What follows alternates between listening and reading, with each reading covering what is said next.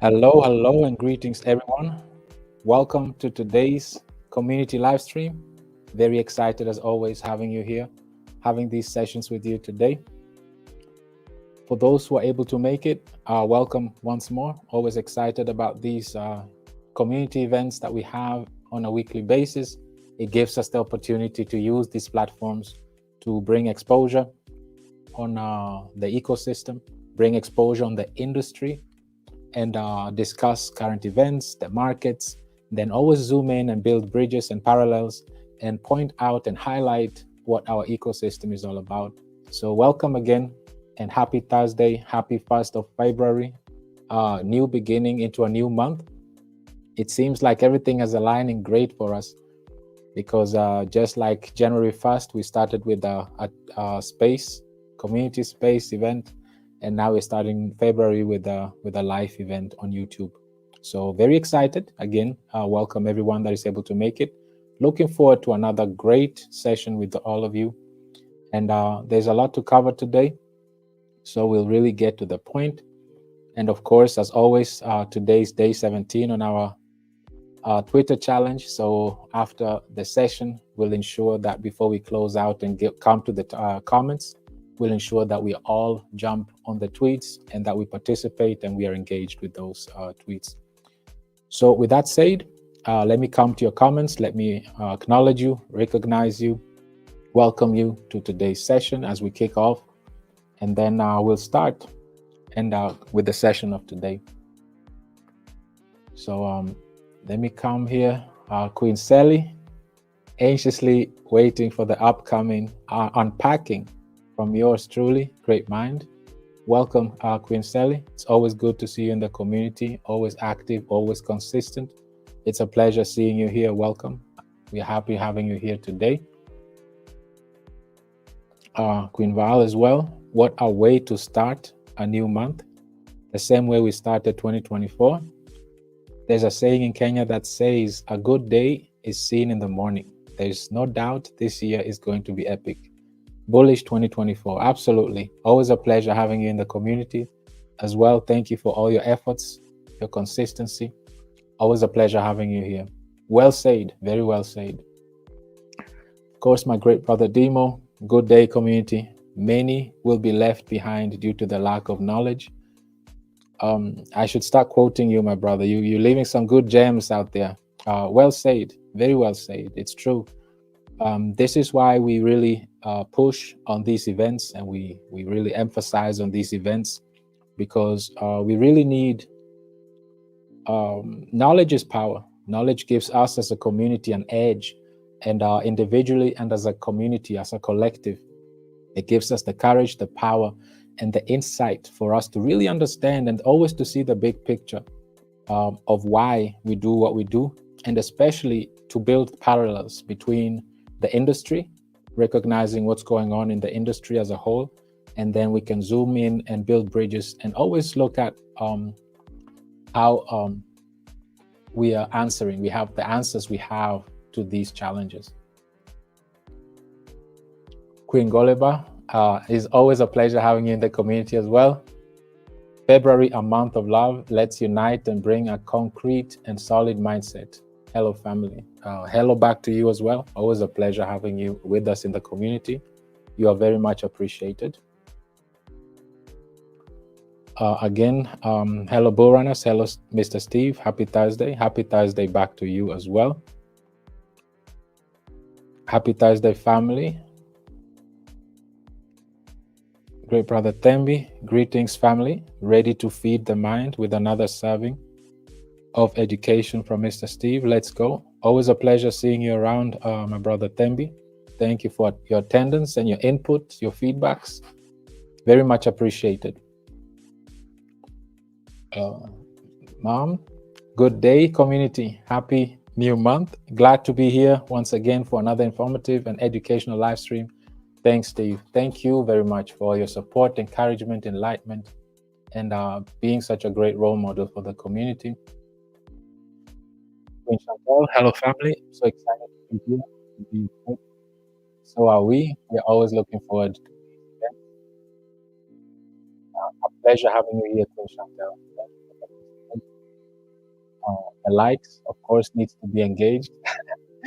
My point. Let's hit the like button and ensure that we are engaged with this video, with this session today. Queen Tina, pleasure seeing you around. Thank you for participating. Always a pleasure having you. Hello, family. Hello back to you as well. Queen Kosi, greetings, family. I trust everyone is well. Looking forward to an inspiring and educational session. It's a pleasure having you here, Queen Kosi, and welcome. Nice having you here as well. Thank you for participating and your great feedback. And greetings back to you as well.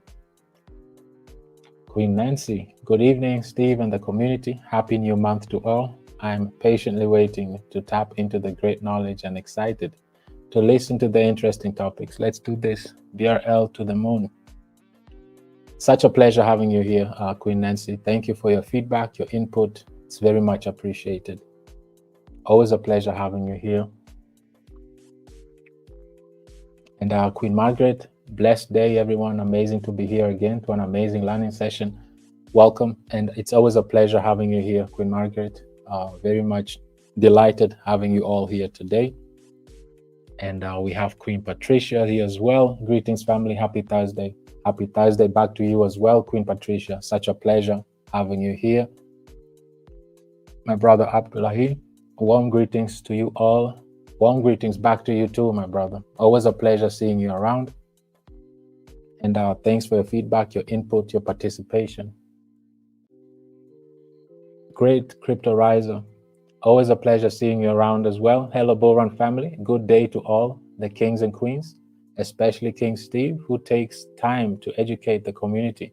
Thank you for all your efforts. The pleasure is ours. The pleasure is mine. Always a pleasure seeing you around, my brother Crypto Riser.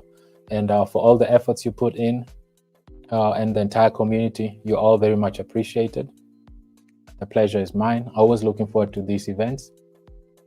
And finally, last but not least, the great brother Theo. Greetings, Bull Runners. Let's go. Always a pleasure seeing you here. I'm really hyped now that I've read from you, brother Theo, so we can get this thing started. Let's get this going now that you're here. So once more, thank you very much for everyone that is here and participating. We have a lot to discuss today. And as the thumbnail gave it away, it's all about, in the age of information, ignorance is a choice. So today we're going to go deep and look at certain things that we really need to be aware of. And as always, you know, we have to zoom out, look at the bigger picture, and then zoom back in and build parallels and see how we are addressing that as a community. With that said, let me share my screen. Bear with me. Let me share the entire screen.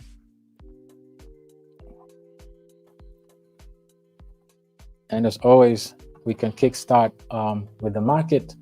The market hasn't been really interesting. It's been going sideways, but thank goodness it's been going sideways so far. Really nothing much so far. And I'm not going to lose a lot of time here. I really want us to get into the thick of things. As you can see yourself, we are down 1.6%.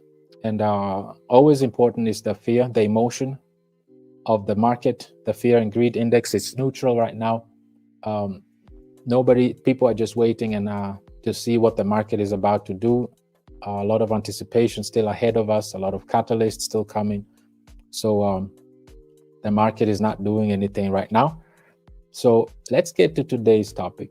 Before we start with the first slide, or with the first topic, kick off the topic, is I need to highlight that in this crypto space, it's very important for us to really never lose sight of the fundamentals, of the original mythos, of the original agenda and purpose of the blockchain technology. What is the source? What is the core agenda, the core purpose of the blockchain technology? It was to assist the community, the retail, after the 2008 financial crisis.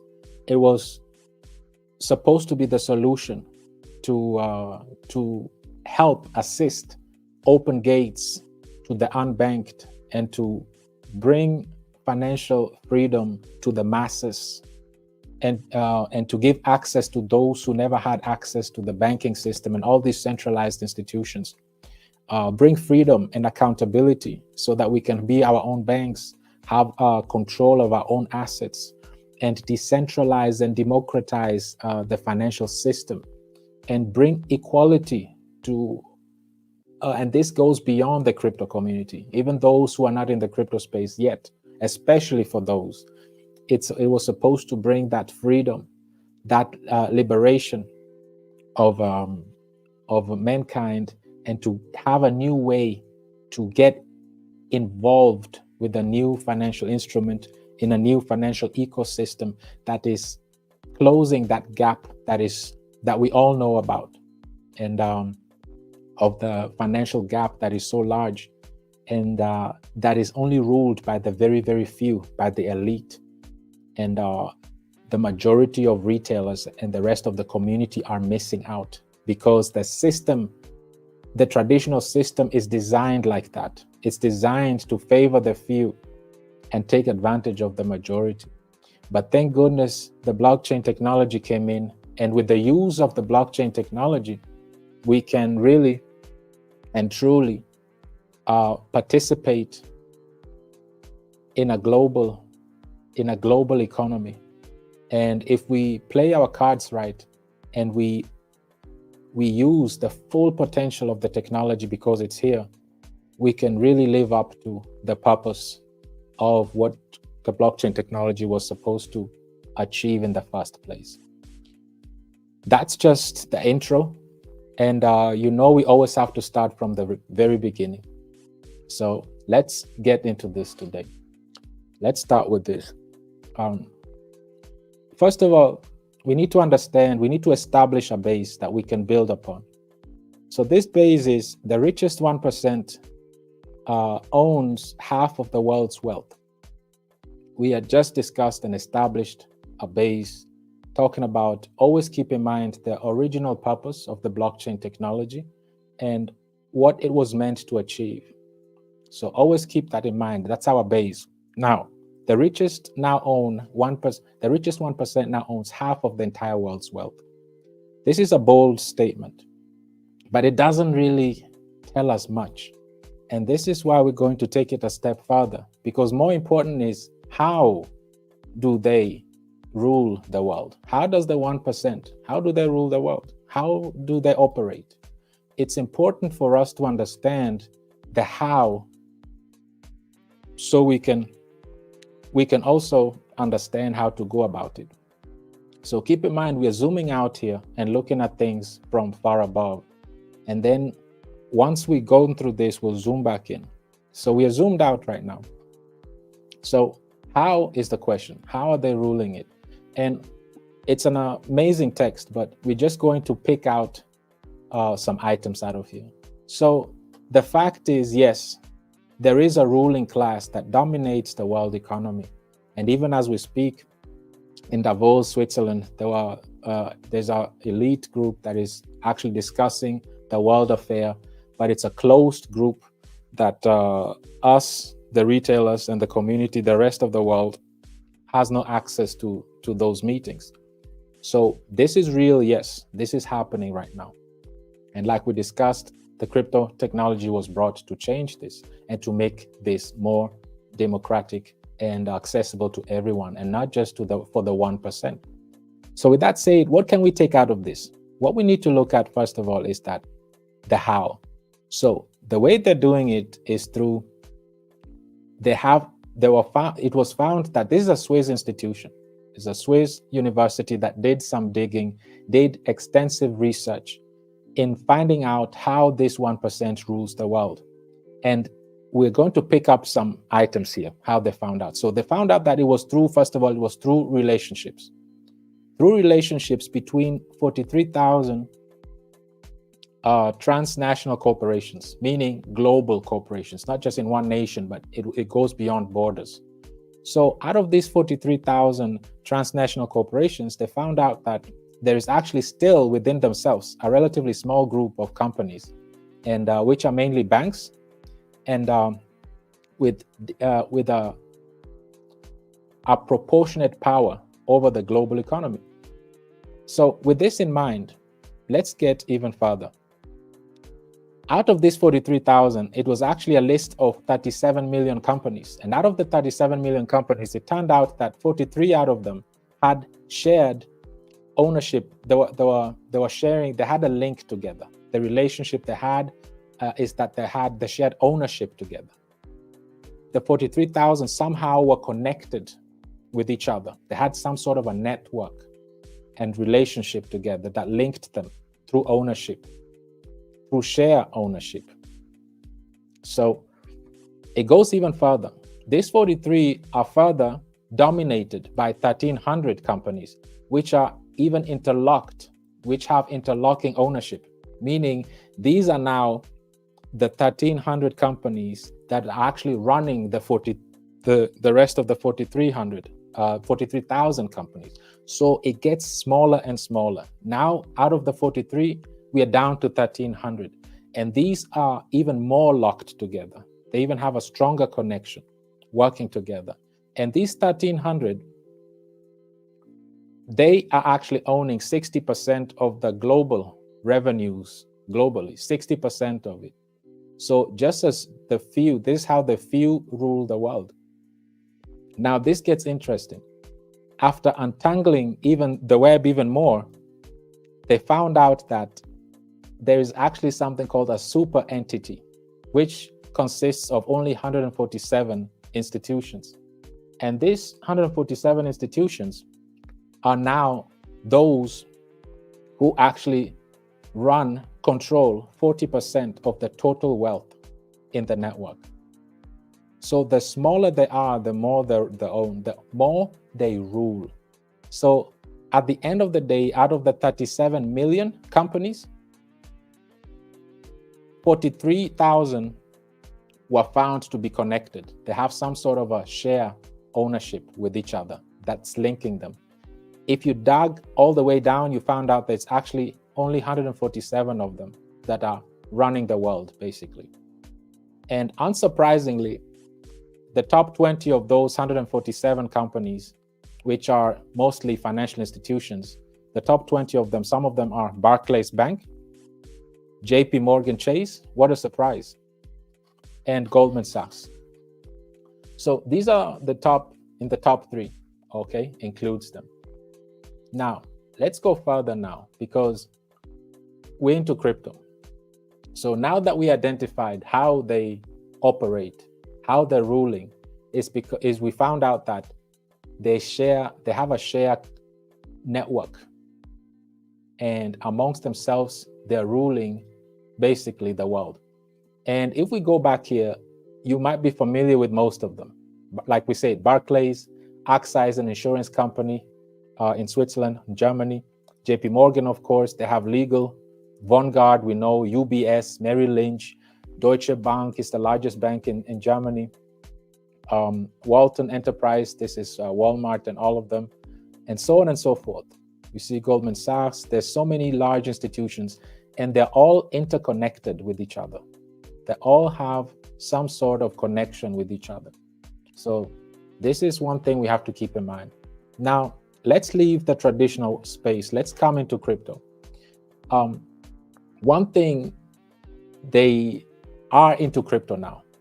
And the same players, we just saw that JP Morgan and Barclays are the major players that are part of the tightly linked corporations that rule the world. And they already are into tokenizing everything. They're using BlackRock's shares. As we know, BlackRock is a major player. They've been on the news along with 10 other participants in the Bitcoin ETF. So we already know about them. But now we see the major players, JP Morgan and Barclays, which are part of the 147 entities that rule the world and own half of the global wealth. They're now entered the blockchain space. They're now into crypto. And needless to say, we all know they're not here to just participate.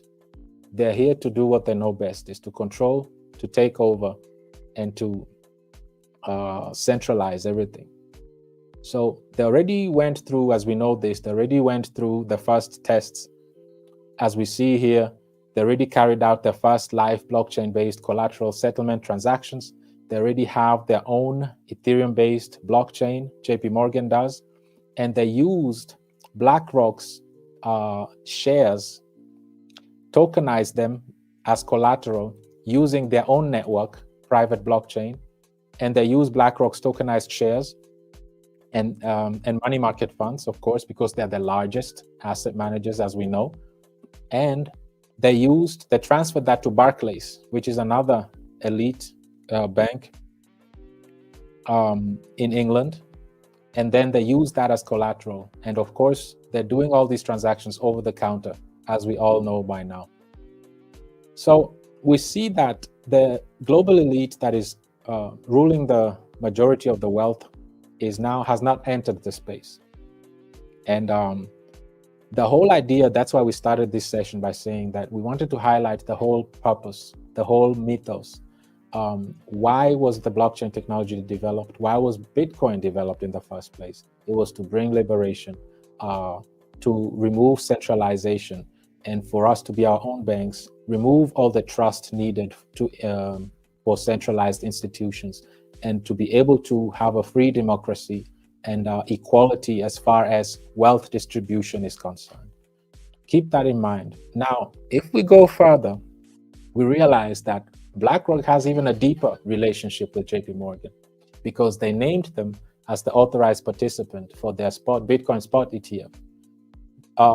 And Jamie Dimon, as we know him, he wanted to ban crypto, so he's definitely not pro crypto.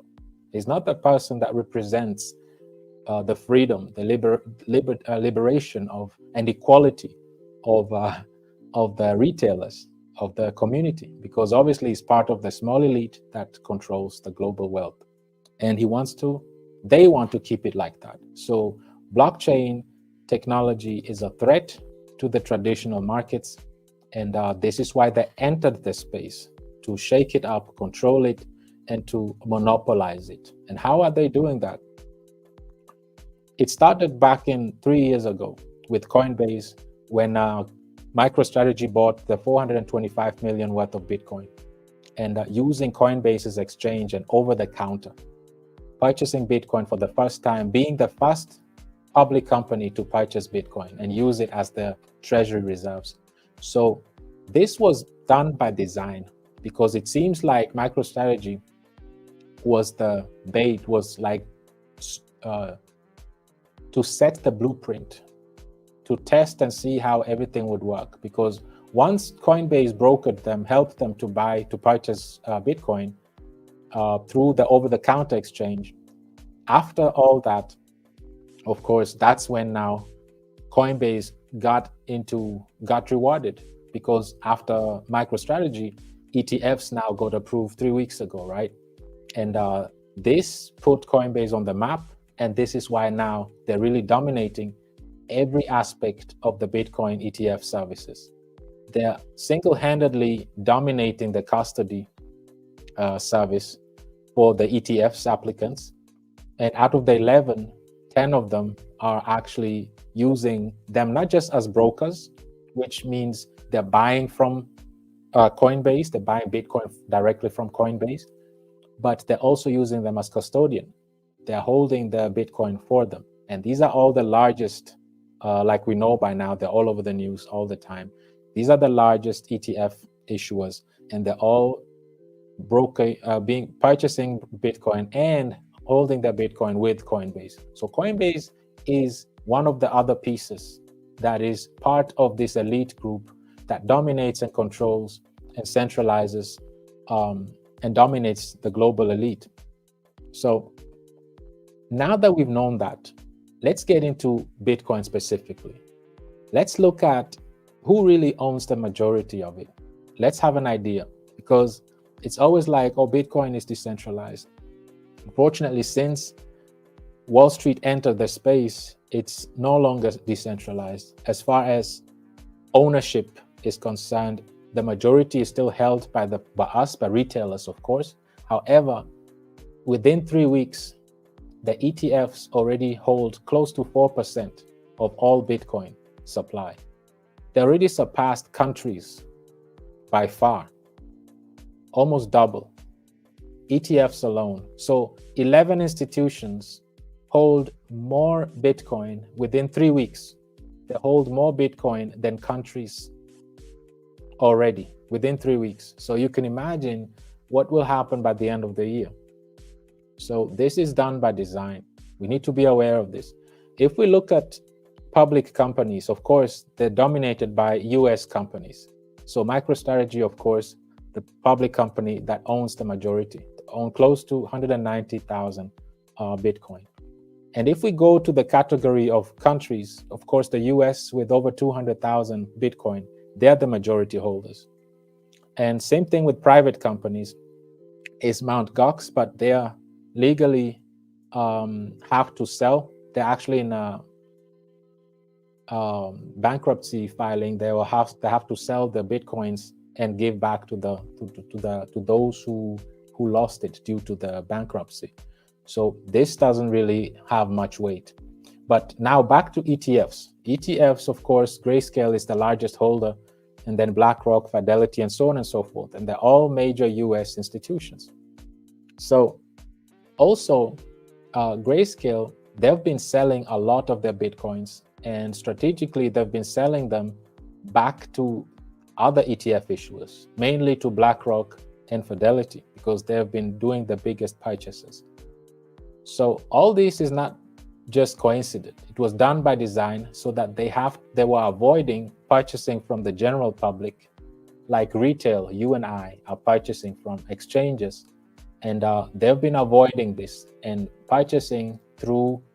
doing their purchases through over the counter to avoid adding liquidity to the space. But the amount of purchasing that they're purchasing, there's not enough liquidity in Bitcoin for them to handle it anyway. But we'll get to that later on. So this was just to highlight how within 3 weeks, these 11 individuals already dominate and own more Bitcoin, almost double, than major countries. So if we move forward and we look at Circle, Circle also has deep ties to these large institutions, as we know. Mellon Bank, New York, Coinbase itself, of course, they're also part of this global connection that is basically controlling global wealth. So you see Coinbase is here, MasterCard, MoneyGram, Visa, WorldPay, and of course, as you see, BlackRock, of course. BlackRock holds majority share, of course, with Circle, and Circle and Coinbase have a very close connection as well. So this just to show that it goes deep. So this network of institutions are now came to the crypto space, and they didn't just come to participate. They came here to dominate and take full control. If we take it even further, this same Circle, their aim is to be a full reserve banking digital currency. Their aim, if we go back to the website, is they want to be a new internet financial system, okay? And they want to bring billions of people and millions of businesses and developers. They want to reach them everywhere through, of course, USDC. Now, if we move forward, we see here, Circle's plans is to become a full reserve national digital currency bank. The aim is to become a bank, a full reserve national bank, because even right now in Davos, the big issue that they were discussing was they identified that the fiat currency, the fiat system is coming to an end, and they need to come up with new ways how they can bring up a new financial system. And they need to be part of this financial system. And this chart really highlights how the US at the beginning, the world thought that they're lagging behind, they don't want to be participating in this digital age. They want nothing to do with Bitcoin and cryptocurrency and blockchain technology. Europe was taking the lead and dominating. Asia also was more accepting of Bitcoin and cryptocurrency. And needless to say, we see that the US obviously has been dominating and is dominating the Bitcoin space right now. It's the through ETFs. If it comes to nations, they have almost double of that of the countries. And if it comes to countries like we saw here, it's the US that is the number one before China and Germany. So the point that we're making here is that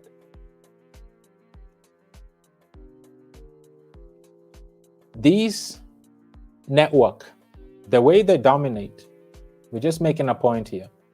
We saw that, okay, 1% own half of the world's wealth. How are they doing it? The interesting part is how. It's through network. They have a network of individuals. They have an ecosystem. That's what you call an ecosystem that connects them. They're working together. They're interchangeable. And this is how they create this ecosystem, this connectivity and a smooth network that they can really easily dominate. Everybody has their roles. They have banks, they have social media platforms, they have news anchors, magazines. They are involved in every different aspect of the industry and so on and so forth. And so they're very well organized, okay? Now, if we go on further and we see that due to the ETFs, a new industry emerged, an industry of brokerage, over-the-counter services, and custody. And like we saw, Coinbase is dominating. They're completely monopolizing that industry, and it's done by design. Design is to bleed the competition out and take them out of business. Same will happen with the banks. The larger banks, like we saw, the Goldman Sachs, the JP Morgans, and the Barclays, they're already taking lead and taking full control and are heavily involved in blockchain technology, specifically even in this Bitcoin ETFs. They're heavily involved in it. So obviously, this will bleed out the smaller regional banks, and this will cause a minor consolidation. So meaning it will give more power to the larger institutions, larger banks, and it will bring more power to this already tight-knit, small niche, small group of people, of institutions that are ruling the world's wealth. So, and this didn't just start this weekend or 3 weeks ago. The birth of the Feds started 100 years ago. So these individuals are well organized. And back in 1910, this is when everything actually took place. This is how they had a secret expedition. And this was how the America's central bank was formed. This is how everything started. And keep in mind, it's no surprise that it was the center play, that's the key player in all of this was none other than JP Morgan, the original, the owner, the founder of JP Morgan himself. And he personally had bailed out banks, major banks, not just bailed them out, but took over, bailed the entire New York City and the entire New York Stock Exchange as well. And the issue that happened was there was a panic, and that panic was a bank run. There was a lack of liquidity within the banks.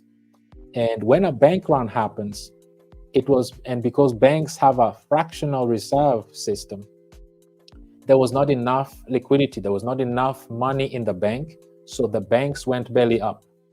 The clients who wanted to take out their money, they couldn't do that because there wasn't enough money in the bank for them to take it out. So JP Morgan, being the wealthiest man at that time in the world, he personally bailed these banks out, and also bailed the city out because it would have gone bankrupt. And also because of him, an entire stock exchange market was saved. He saved the day. So this individual and this institution has always played a major role. So they were the key players in forming the Federal Reserve as we know it today. The central banks as we know it today, JP Morgan was behind it. And this is why everywhere we go, you will always see JP Morgan plays a major role. They always play a major role in anything they get involved with. As you see here, JP Morgan is everywhere they go. BlackRock also named who? JP Morgan. So you get the idea here, you get the picture. And very important to highlight here is that this is a system that is over 100 years and is a close-knit individual and group of institutions that are controlling majority of the global wealth. And why are they doing that? Why are they doing that? Why are they controlling that so much? And why are they so fast to get into crypto? It's because of this, the Great Resignation. We discussed this in one of our last community events, and I was looking forward to show you this now on screen. Between April and September 2021, more than 24 million, this is just in America alone, American employees left their jobs. And this is, to this day, an all-time record. It has never happened in the history of mankind before. So as the Great Resignation rolls on, business leaders are struggling to make sense of the factors driving the mass exodus. More importantly, they are looking for ways to hold on to these valued employees. We discussed this before, but now you see it for yourself. It's 24 million employees left their job only between April and September 2021. Let me remind you that during this time, we experienced the largest bull run event in the history so far. This was the largest bull run and the last bull run so far that happened. And it liberated 24 million Americans who left their jobs. And this is an all-time record to this day. This, of course, shook the traditional clique here, this group, this band of individuals, of institutions. It shook them because they understood that, wait a minute, there's this new technology called blockchain technology that is liberating and giving these individuals the freedom. It's awakening them, and they're realizing that there's another instrument out there that can liberate us. And 24 million out of them, just between 5 months, during the largest bull run yet, last bull run, were able to exit the rat race, the hamster wheel, exit the matrix, and be basically free. And this, of course, brought a lot of fear to the establishment. And this is why they rushed so hardly and rushed into crypto to intercept the liquidity and intercept everything that would be flowing into the crypto space. And this is why a lot of people view ETF as a blessing. However, they have an agenda, and that was to slow down and intercept all the liquidity that would otherwise directly get into the crypto space through Bitcoin directly. Because everything enters always into the into DeFi and into crypto space through Bitcoin, and then it trickles down to Ethereum and so on and so forth, and ends up into the into DeFi and all that. So this is important to understand. This shook the establishment, and it brought a lot of attention to crypto, and they jumped on crypto now. This bull run, they're not going to just participate and watch. I mean, they're not just going to watch, but they want to be in it, participate in it, and actually take full control.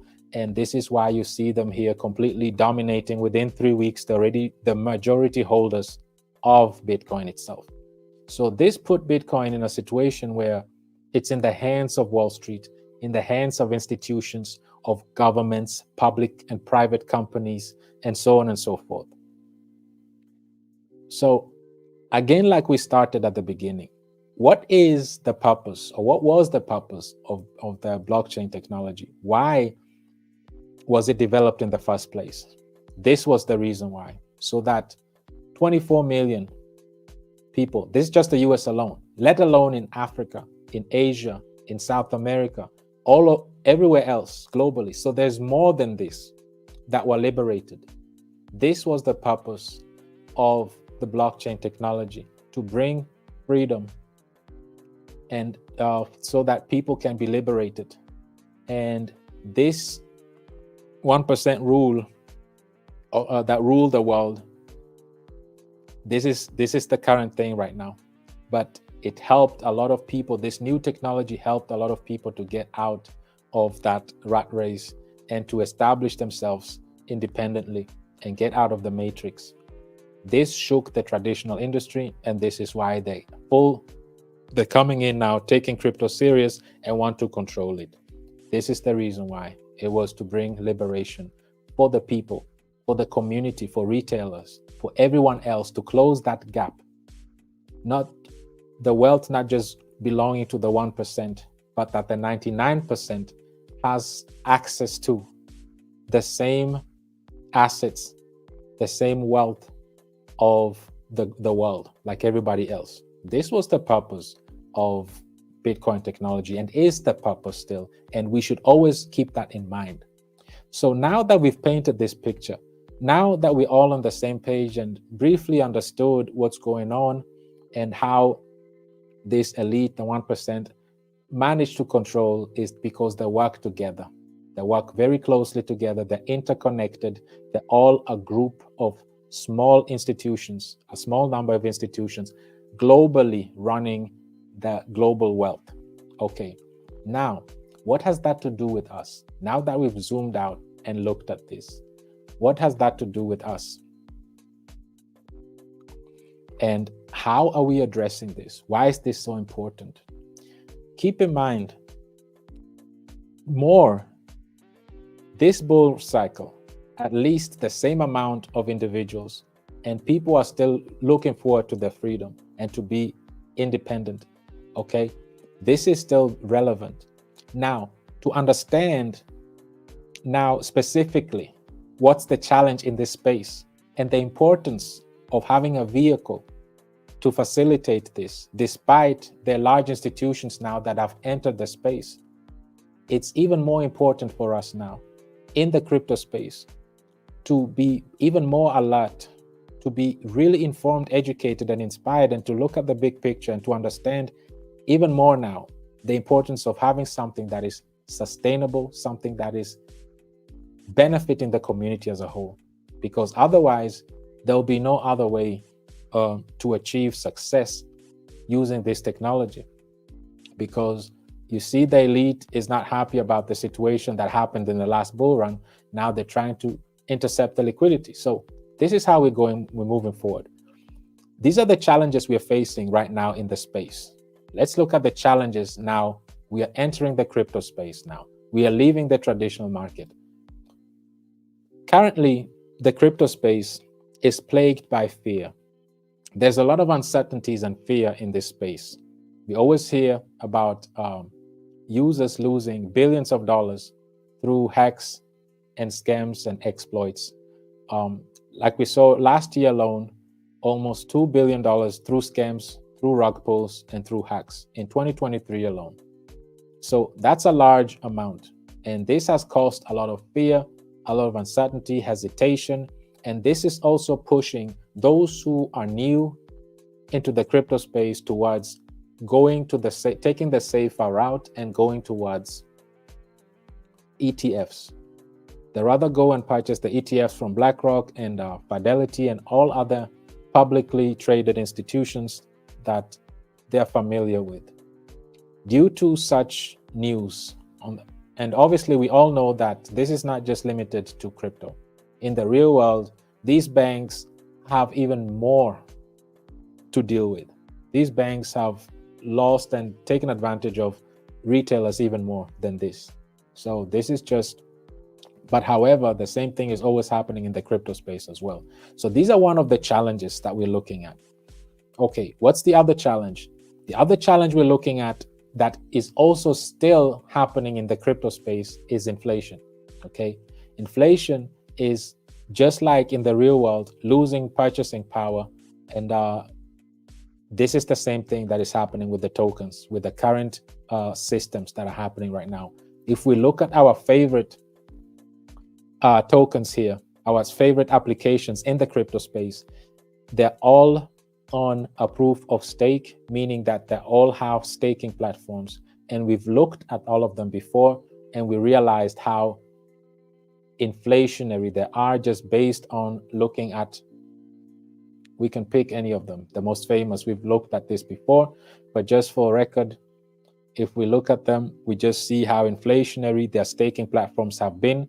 So another challenge is unsustainable staking platform that these large blue chip institutions have been having. And it's not just Aave or Lido, it's Uniswap, like we saw. Curve is even worse, and so on and so forth. So that's another challenge: unsustainability, unsustainable staking platforms. If you're using this proof of stake, you need to have strong staking platforms that are sustainable. So that's another challenge. Inflation. And inflation is caused by oversupply.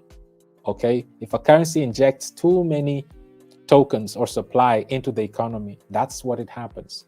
So inflation is another challenge in the crypto space. And then, of course, what we know is liquidity crisis, starting with Bitcoin. It's a huge deal. And this is the reason why ETFs are really doing well, because they are building their own liquidity over the counter. They're trading amongst themselves. They're not using the liquidity pool from centralized exchanges because it's just not liquid enough. And the liquidity to market cap ratio of Bitcoin is horrible. It's not good. So liquidity is the other challenge that we're facing in this space. And this has been something very, very bad. And to make matters worse, this also has caused a lot of newcomers, unassuming newcomers in the crypto space, to be the exit liquidity. And unfortunately, if you don't know, if you're unaware of the cycles, there are cycles in the crypto space. There are boom cycles and bust cycles, bear markets and bull markets. And there's a cycle. This cycle goes 4 years. Usually 3.5 years is just sideways or down. But then there's a 6 months of just bull run, which is just full-blown bull run, where there's just so much liquidity, so much funds, so much money. And of course, the most sought after asset class is the crypto industry. And because it's just the most lucrative. It's a high risk, however, it gives the highest return, and it's the most, anybody during a bull run wants to participate during the bull run. And unfortunately, for those who are unassuming, for those who don't understand that there are cycles, for those who don't understand that you have to pick your horse right now, you have to prepare yourself and be ready. And then once the bull run starts, usually those who are unaware or are not as educated, uninformed, they usually come in midway during the bull run, or actually even late, and hit the peak of the bull run. And that's the majority of retail, unfortunately. And this is exactly what these retailers, these institutions are getting ready to do. They're not participating in the public liquidity. They have their own liquidity. They've been purchasing tons of Bitcoin, like we saw here. They've been busy doing their purchases, and they're situated already. They are ready. They're ready to go through this bull run. And unfortunately, majority that will be affected by this. Majority will have to, unfortunately, will be the exit liquidity, because they're just unaware and they're coming in late. The way this works is, and our mythos, our motto here, and with the Bullrun community is, we will not be the exit liquidity, because we're informed, we're educated, and we're inspired. We know exactly about these cycles. We know how this will work. And our main goal is we are retaining liquidity. We are the ecosystem that is actually solving the liquidity issue by retaining it.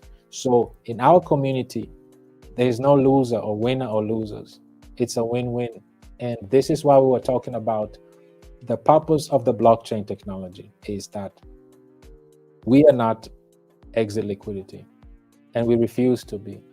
And the worst thing is someone being an exit liquidity, especially for the large institutions that are already making billions of dollars at the expense of retailers.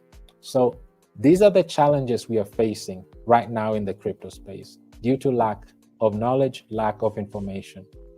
So with that said, we painted a big picture of what's going on in the traditional world.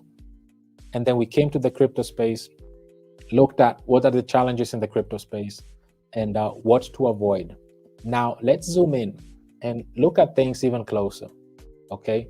And while we're doing that, let's summarize things.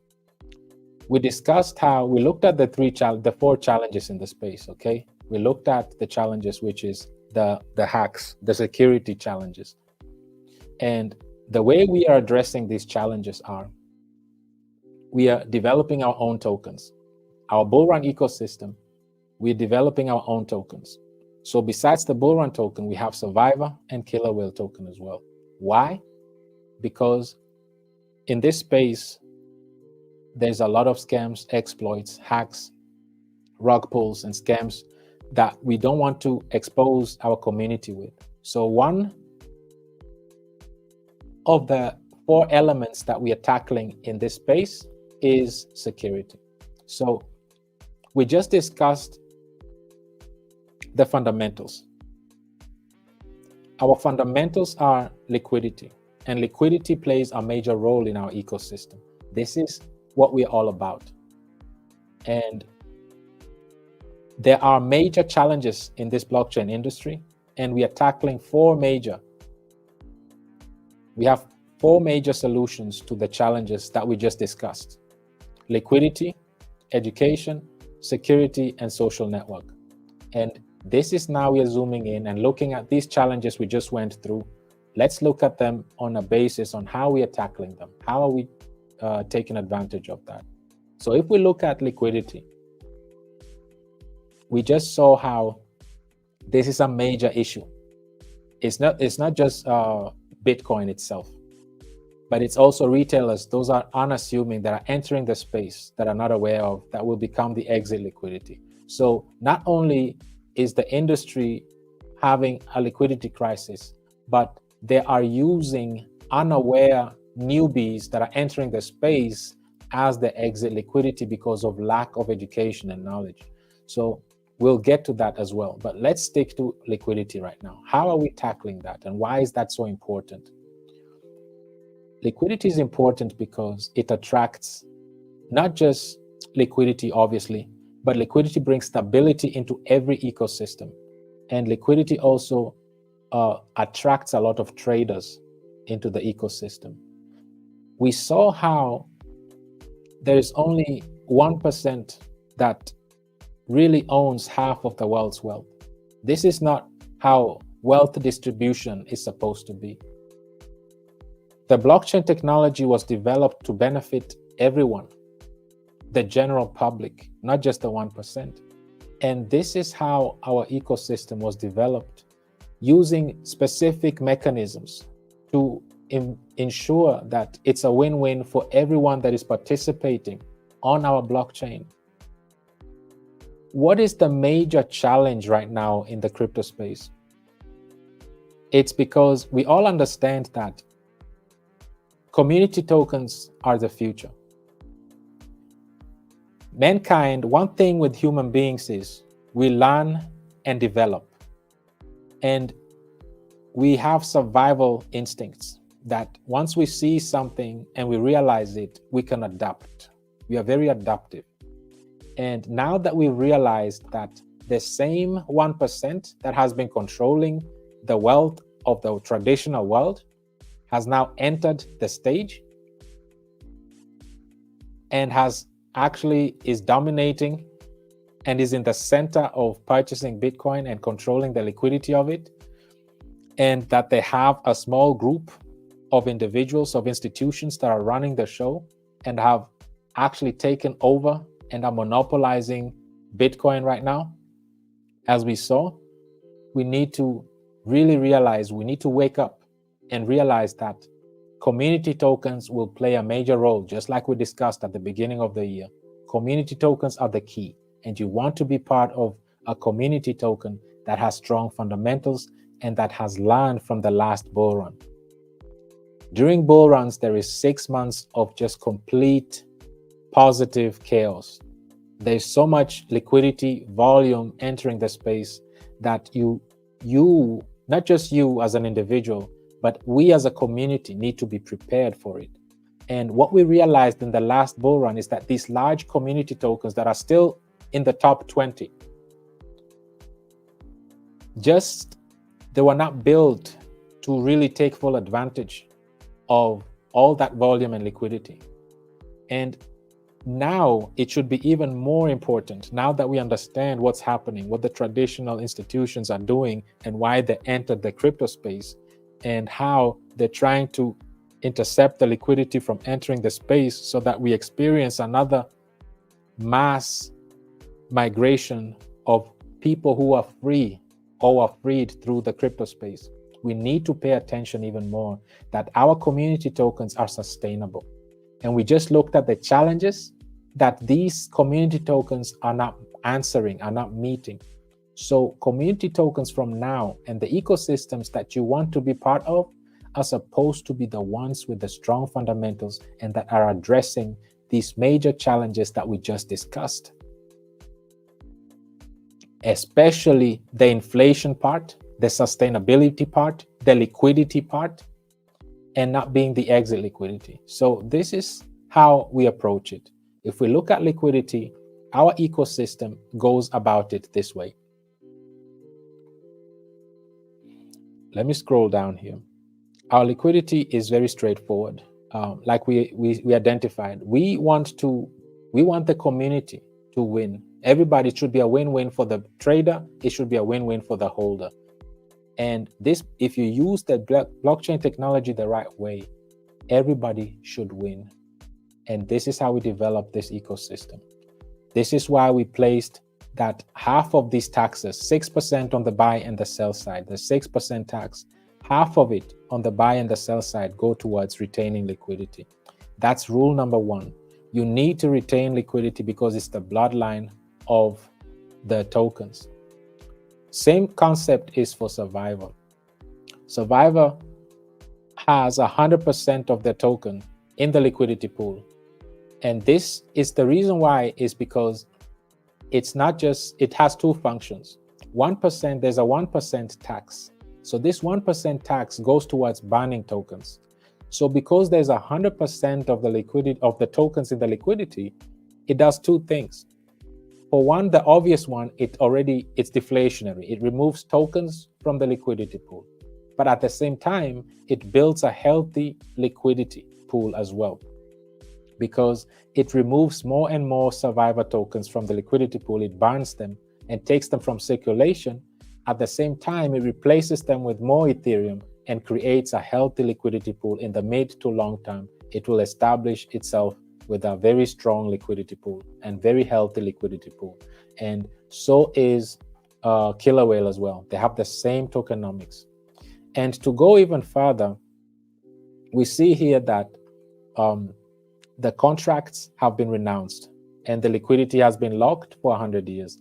That brings stability, and that solves the security issue that we were talking about. So you don't have to worry about any security or anything being changed or all that, because that's taken care of by renouncing the contract and locking the liquidity for 100 years. So these are the important items that you need to look at if you're really part of an ecosystem. And we'll get more into this detail when we talk about security, because these tokens were developed to tackle the security challenge, meaning that we're developing our own community tokens that are secure and that are completely decentralized and transparent and community driven, in order to give our community an opportunity to be part of these new opportunities early on. And they have the first dip to be participating in these community tokens. So these are the reasons why this is why liquidity is so important.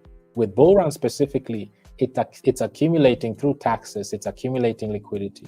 This will bring more volume, attract more traders, and also it brings stability. With liquidity, the price is not as volatile and it brings more stability.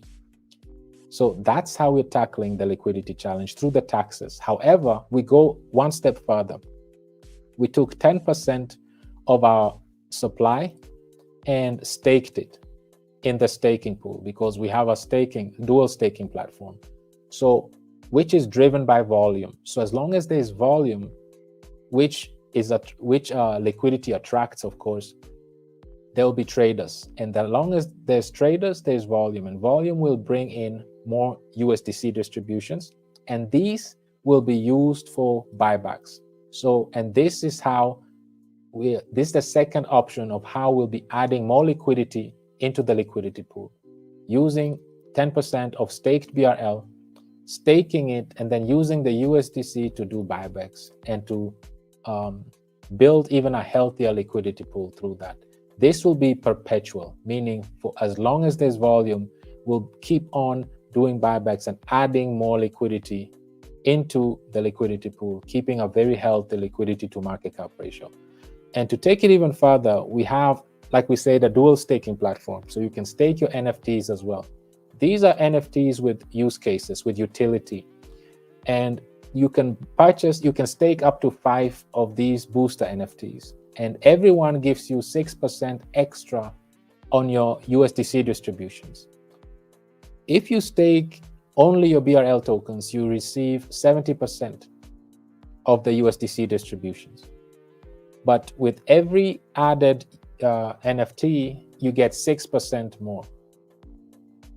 And you can have a maximum of 5 to have 100% of your USDC distributions. This is how it works. They are unlimited of these NFTs, and they serve as a revenue source that is unlimited.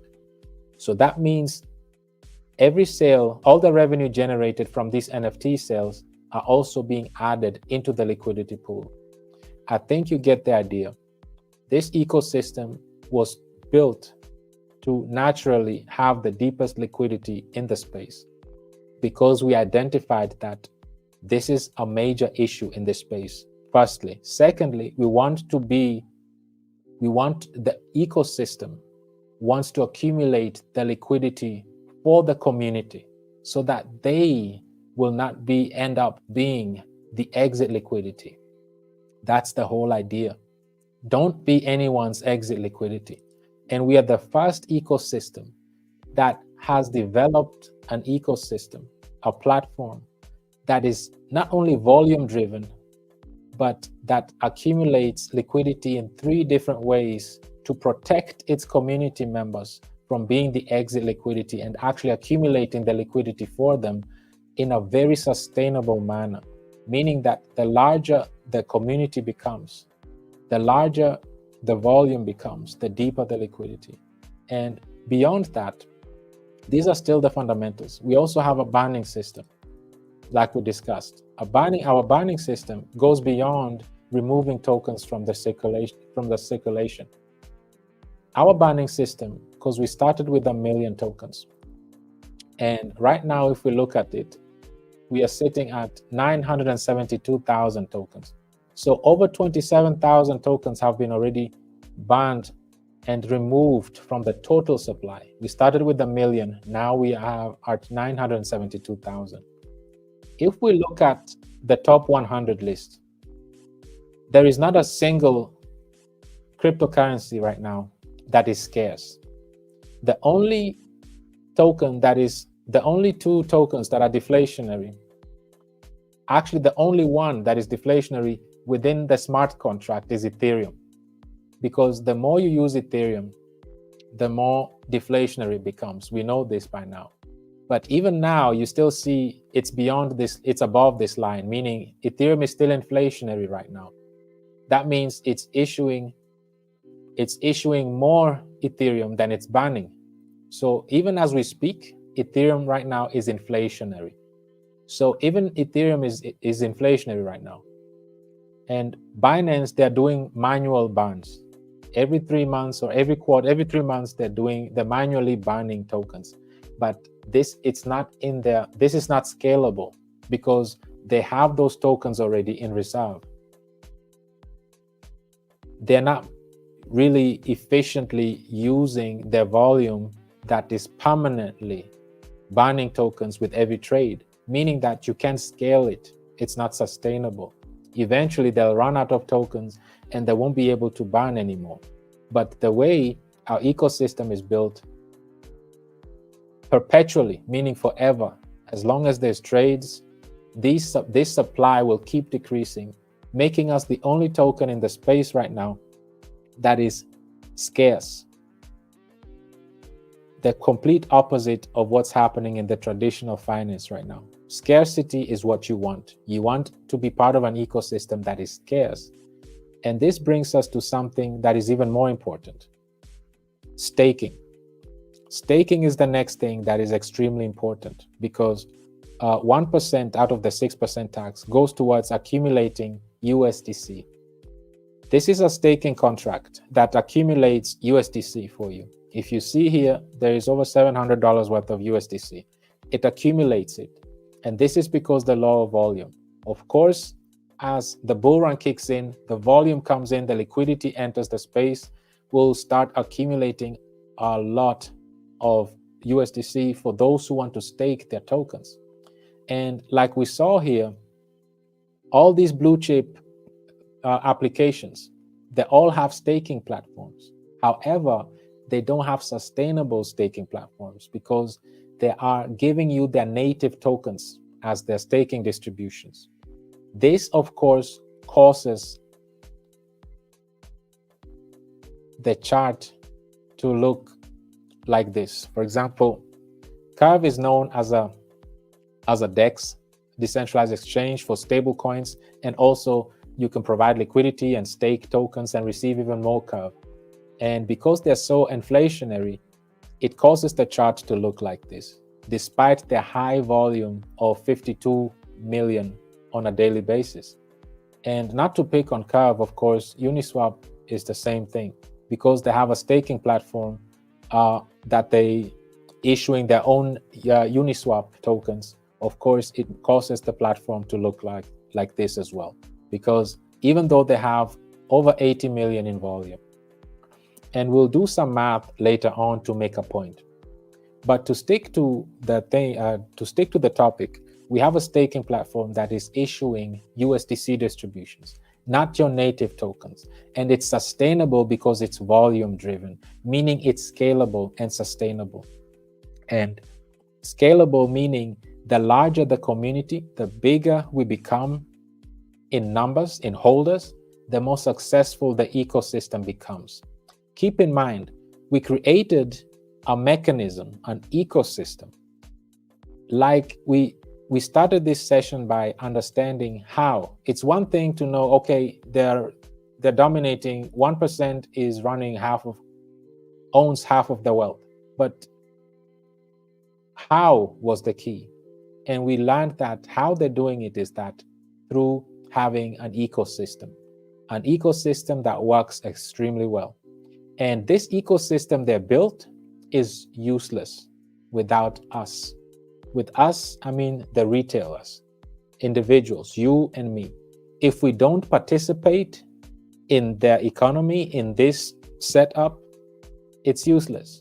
But right now, everybody's jumping on ETFs and purchasing them. They have high volumes over the counter. So we need to give individuals an opportunity, an alternative to be able to participate on our platform. And this is why we developed an alternative that is sustainable. The biggest challenge right now in the crypto space is community tokens.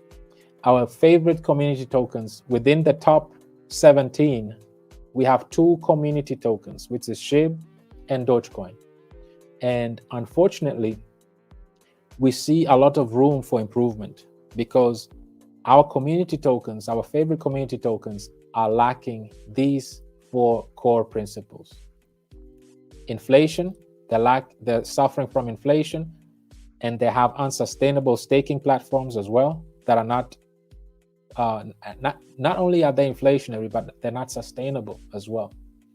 And then Also, the liquidity crisis. They're suffering from liquidity crisis. They're not retaining liquidity. So this is not attractive for the holders. It's not attractive for traders as well. And then, of course, due to that, because they're not having any, they're not giving incentives through their staking platforms that are sustainable, despite their high volume that they have, daily volume right now. For example, SHIB has 100 million in daily volume right now, 100 million right now. And if you look at the chart, it doesn't reflect it. This is because the challenges that we saw, they're not retaining liquidity, they're not banning any tokens, and they don't have a sustainable and well-established staking platform that is not issuing native tokens. And this is not just to pick on SHIB, like we said. Uniswap suffers the same thing. It's a industry-wide pandemic. So like we see here, everybody suffers the same thing. If we look at Lido, same thing. No matter which platform, staking platform you pick, the chart will always look the same. So this is the issue that we're facing in the industry. And even if we look at Aave, we see the same thing. Every staking platform has the same chart. So they all look alike. So it's not just, but we are focusing on community tokens because we are community driven as well. This is why we do the parallels. And same thing with the largest one, of course. The largest one, which is Dogecoin, it's the same thing. It's the same thing. But it is just like Bitcoin, the most widely adopted, and with the largest community. They have the largest community, so they already have a lot going on for them. They have close to 300 million in daily volume. However, they're not efficiently using that volume. Because they're on a proof of work, they're just like Bitcoin. You can stake Dogecoin, and they have unlimited supply. So they're extremely inflationary as well. This just shows that there's a lot of room for improvement as far as community tokens are concerned. During the last bull run, these two community tokens made it to the top 20 based on market cap. And they did that without strong fundamentals like the ones we just discussed. They did this and achieved this with the sheer effort of the community. The beautiful thing is that communities are very important and community tokens are needed right now. What's been lacking is a strong platform, strong ecosystem that will support the drive, the passion of that community and is sustainable and scalable. And that's the platform that we had to develop and that the ecosystem, Bullrun ecosystem developed. And now we just discussed about the basic fundamentals. These are just the fundamentals that should be in any platform. Any ecosystem needs to have these fundamentals. But we go above and beyond these fundamentals. What we mean with this is what we already discussed earlier, is that to avoid this, we already touched on this, to avoid the losses, the hacks and the scams and the rug pulls, we develop our own tokens, like we discussed. We have Survivor token, which is dedicated to the women in this space. It's dedicated to empower the women in this space, to give them a platform where they have a voice, where they can have a platform amongst themselves, and they have a very vibrant community on Telegram, on WhatsApp groups that are very large, above 1,000 members on there. They also host their weekly events on Zoom or on Google Meets, and it's a token with the narrative, and it's an original token. And the beautiful thing about this is also how the largest wallet, just behind the liquidity wallet, is the Ban wallet. And it's already banned close to 6% of its total supply, making it extremely deflationary token. Another thing is also it has a solid, actually it has 100 out of 100, because it says here one wallet is above 5%. And that wallet, like we just looked at, is the Ban wallet. So the Ban wallet obviously is above 5%. and that's what it's showing on the sniffing tool. So its largest wallet besides the liquidity pool, it's the BAN wallet. This is what you want to see in a community token. The contract is renounced, the liquidity is locked for 100 years. It has still a relatively low market cap, and it's built to retain liquidity. It's deflationary. It's original in its kind. There's only one community token that is dedicated to the women in this space, and it's an original. And it has a solid and vibrant community behind it. There is nothing better than something like this, a community token that is active and vibrant and has a great movement, great narrative. These are the type of community tokens that you find in our ecosystem, and that I encourage everyone to really look into, do your own research, use this as your go-to point, as your starting point to do your own research about it. Same thing with Killer Whale. It's a very original token as well, dedicated to the whales in this industry. It has the same tokenomics. It has a 1% BAN wallet. The token contract is renounced. There are no team tokens, pre-sale, whitelist, and all that. 100% of the tokens are in the liquidity pool already, making this token extremely deflationary and also building up a healthy liquidity with every trade. Liquidity pool is locked for 100 years, just like the Survivor token as well. So the other aspects that we cover, like we said here, we are covering 4 major challenges in this space. We discussed the liquidity part and we discussed the security part. Education is what we're doing right now. On this platform, this is what we do. This is one of the weekly events that we participate, that we have on YouTube. We have 2 other ones on Monday on Twitter Space, and then on Saturday on our main Telegram group as well. Education is key. Education is power. And the more educated we are as an industry, not even just as an ecosystem, as the Bullrun ecosystem, as an industry, the better it is for us.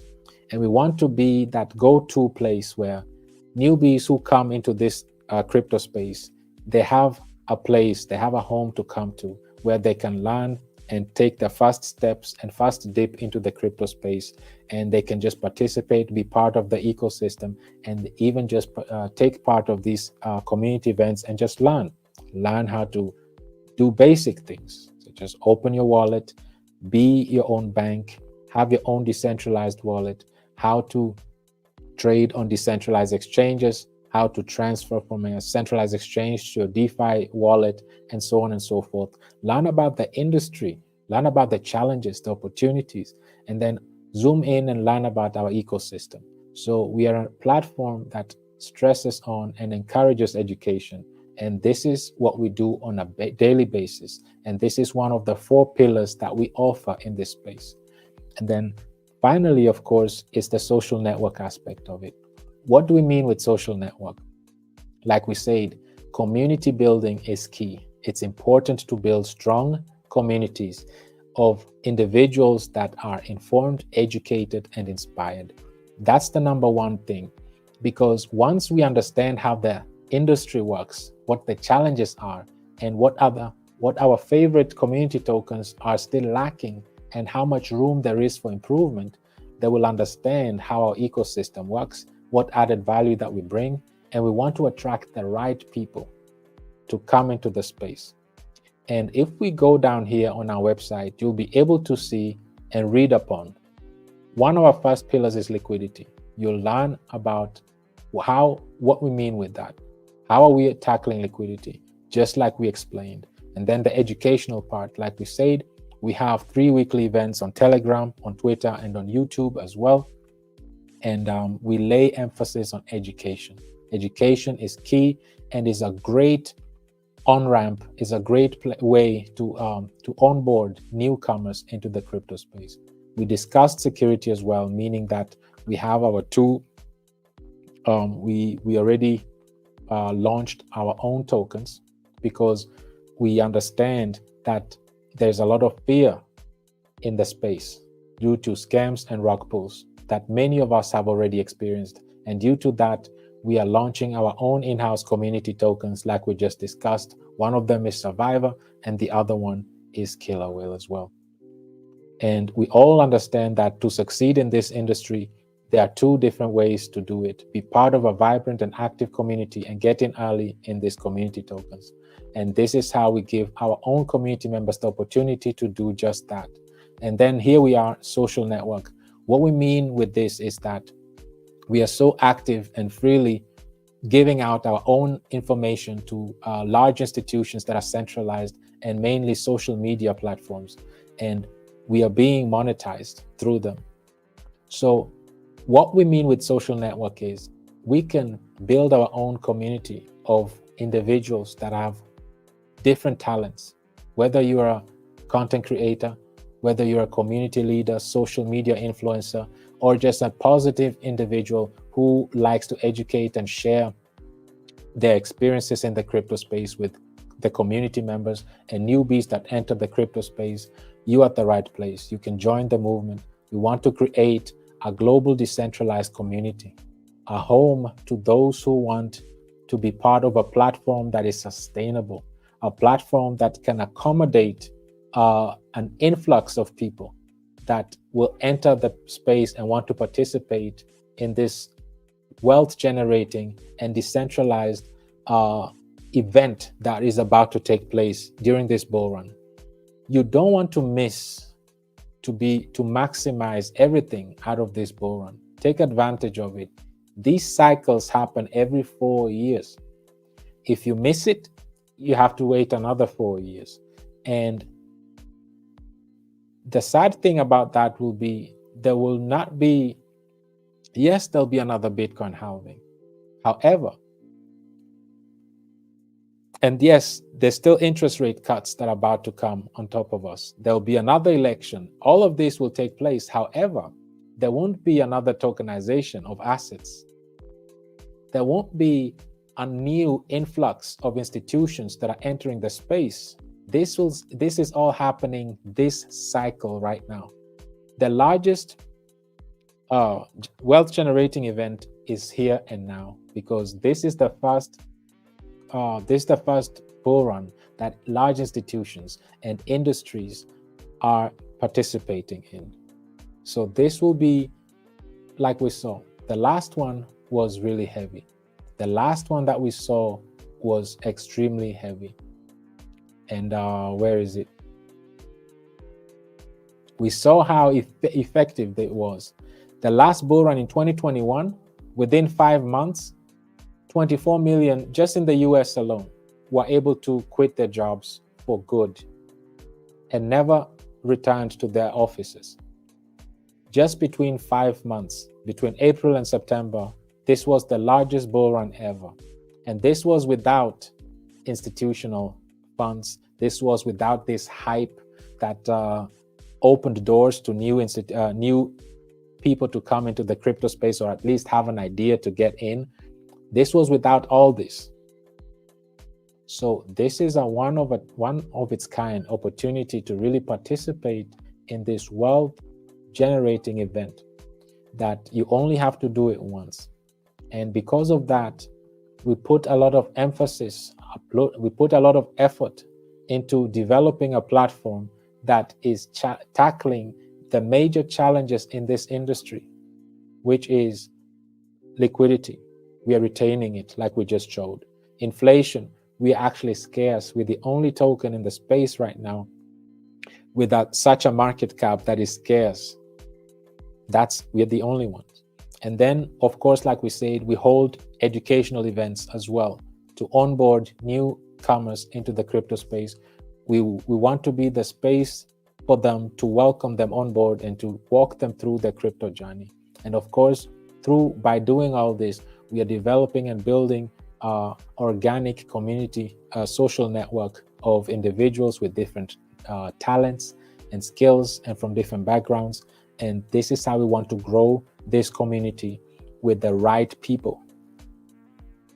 And we want to be a community of informed, educated, and inspired individuals that have the same goal, the same mindset. One thing that goes for us, community, after what we've learned today so far, keep in mind, what was the original goal of the blockchain technology? It definitely wasn't to benefit or keep this going on the blockchain. This was not the goal right here. However, this is what the institutions came into the crypto space to do. So just so you know, they're here to do exactly the same thing they are doing out there in the traditional markets. How can we, and the challenge was our community tokens that are leading right now, they don't have a platform to accommodate what we have. And to make an example, and we are not going, let's take the largest one. Let's take this. Let's do some math here just to make a point. These institutions, these community tokens are massive and they are very successful in their own right. This one has close to 300 million in daily volume just one day. And they have so many holders right now. They have, if we look at Dogecoin, they have close to 2 million holders right now, community members. And so does Shiba as well. And this is why, to just make a point, we're not even going to use the largest community token. Let's use the second largest to do some math. SHIB has close to 100 million, okay, 100 million in volume, just in one day, 100 million. So if SHIB, a community token, just like we have, had our fundamentals, our tokenomics, okay, and was doing exactly what our ecosystem was developed to do from day one, and that is to retain liquidity and let our liquidity pool be the exit liquidity for the members. Have a solid and sustainable staking platform that accumulates USDC stablecoin for the stakers and that is scarce, and all this through sustainable ways because it's driven by volume. So with that in mind, let's take the 100 million SHIB has in a daily basis, and let's do some math. Let's see how that would have positively affect SHIB in the best way possible. To really have a better idea, let's pull up SHIB, okay? It currently has a million. Let's round it up to 24 million. Okay, let's say it has a 24 million in liquidity, and it has 5 billion in market cap. So of course we see how the liquidity to market cap ratio is it's really low. It's close to zero, and it's not as good. So let's do some math here. Let's see if they had our tokenomics. Let's take the 100 million, okay? 100 million, like we know, 1% of 100 million is a million, right? So based on this volume, let's look at some numbers here. So 1 million, this 1 million would go towards burning. So, and this counts for Survivor and for Killer Whale. So for Survivor and Killer Whale, $1 million worth of Killer Whale and Survivor would go to the burn wallet, removing it from the total supply. I mean, circulating supply. So this will make it extremely deflationary, and at the same time, it would be adding liquidity into the liquidity pool. And this on every single day. So every day, Survivor and Killer Whale will be having $1 million worth of liquidity added into the liquidity pool every single day. And at the same time, burning $1 million worth of Killer Whale and Survivor token. This is incredible. This alone, within 23 days, will give Killer Whale and Survivor the same liquidity as SHIB has right now. and this with a 5 billion market cap. So within 24 days, less than a month, Killer Whale and Survivor would have more liquidity than SHIB right now if they would be using this volume efficiently and effectively. And if we look at Bullrun, 1 million worth of Bullrun would actually be taken from the total supply. It will make it extremely scarce. Million worth of Bullrun will be taken from the total supply, making it the scarcest asset commodity in the crypto space. Bullrun will be the scarcest token in the space. And people love scarcity. Scarcity is king. And this is what sets us apart. But let's take it a step further. 1% goes to USDC, right? So that means 1 million, we did the math. So $1 million worth of USDC will go to you, community. It will be accumulated right here on this smart contract. So instead of 700, it will be 1 million USDC in the staking contract for those who are staking. And right now, the second largest, actually the largest wallet, the number one wallet right now is the staking wallet. And it has over 58% of the total supply is being locked away from circulation. This just shows how strong the community is, and locked away almost 60% of the total supply. And these individuals, while they're locking away their supply, they'll be qualified to participate in this liquidity pool that has 1 million USDC. And this is not once a month, this is every day. This is the volume based on 100 million volume in one day. So this is just to understand what ecosystem we've built. We are incentivizing those who participating in staking. So those who staking, so 60% of the community who staked their tokens will be participating in 1 million USDC every single day. So let's take it even further. This will encourage the traders, of course, because with that high volume, a lot of traders will like to come. And that's why let's look at the liquidity. Liquidity is 3%. So if we look at liquidity, we have to multiply this by 3. So this gives us 3 million, right? So 3 million worth of USDC, worth of liquidity is going to be added into the liquidity pool every single day, 3 million worth. So we looked at SHIB's liquidity is at 24 million, right? So that means within 8 days, a little over a week, will already match SHIB's liquidity within a week, basically. So this just shows you that our community tokens have so much improvement to do, and that we've developed a platform that is efficient and effective, more efficient and effective than our current community tokens that are in the top 20 right now.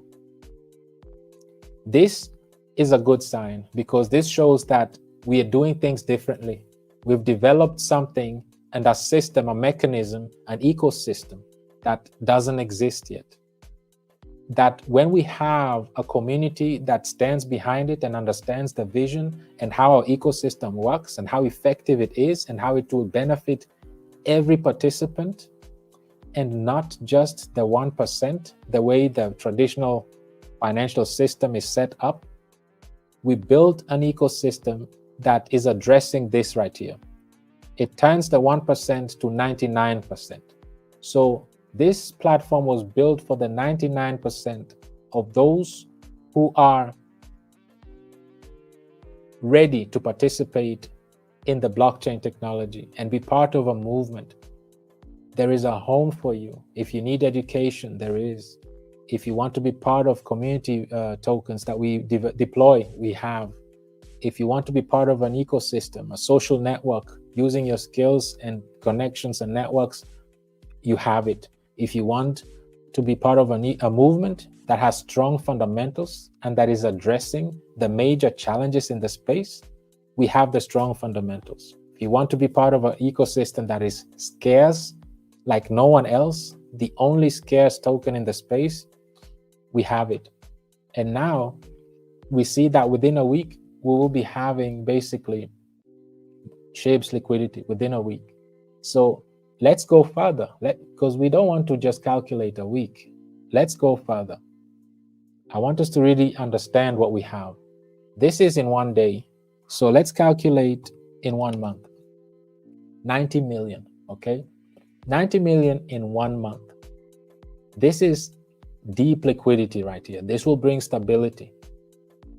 This is extremely good. Now, if we want for the year, 1 billion, okay? Within 1 year, a community token, okay? This is not a blue chip, or this is a community-driven token. Within 1 year, it has over 1 billion in liquidity. Let's go look at our largest largest token right now. Our largest cryptocurrency is Bitcoin. Bitcoin has a market cap of 841 billion. It's been 15 years in the business. It's the oldest, most recognized cryptocurrency in the space. And within 1 year, using the second largest, and this is that we're using the second largest community token numbers. We're not even using Doge numbers, because Doge numbers are 3 times more, but that won't be fair. Let's just use the second largest community token. And within a year, we will have over 1 billion in liquidity. That means more than Bitcoin itself. So within a year, using the second largest community token, we'll be having more liquidity than the largest cryptocurrency in the space.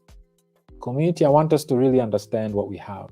And this is why we started the session by pointing out how the traditional market is right now, and how the economy, the global economy, is run by 1%, and how that same 1%, which is led by JP Morgan, has entered the space right now, and it's in the crypto industry. And they are also the ones that BlackRock has named to be the authorized participants. Keep that in mind, that there is a monopoly going here. A small group of institutions are monopolizing, centralizing, and controlling crypto right now.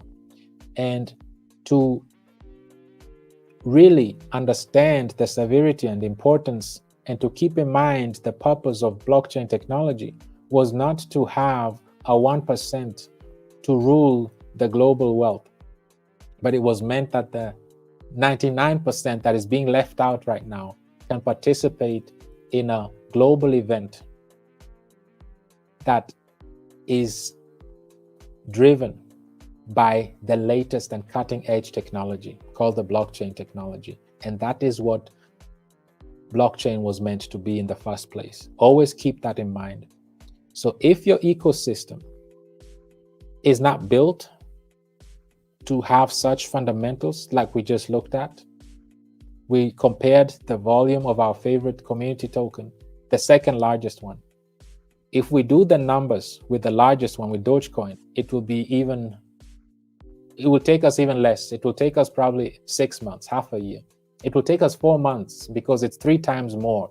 So it will take us 4 months to have Bitcoin's liquidity. It will take us only 4 months. So this is just to show you. And if we would do the math with Bitcoin's volume, it will take us days. So this is just to show you how scalable our mechanisms are. It's extremely scalable. The larger we become, the deeper the liquidity, the higher the volume. And we calculated with 100 million volume, 1 million goes to the community. This is how you incentivize those who are holding, you incentivize the community. At the same time, the trader also benefits, because they don't have to worry about the whales selling on them. They are happy because there's a deep liquidity, way deeper than, within a year, way deeper than even Bitcoin has. And this is what an ecosystem was meant to look like, one that benefits the traders and the holders, and one that is scarce, one that has longevity, meaning we keep coming up with new, secure, original, sustainable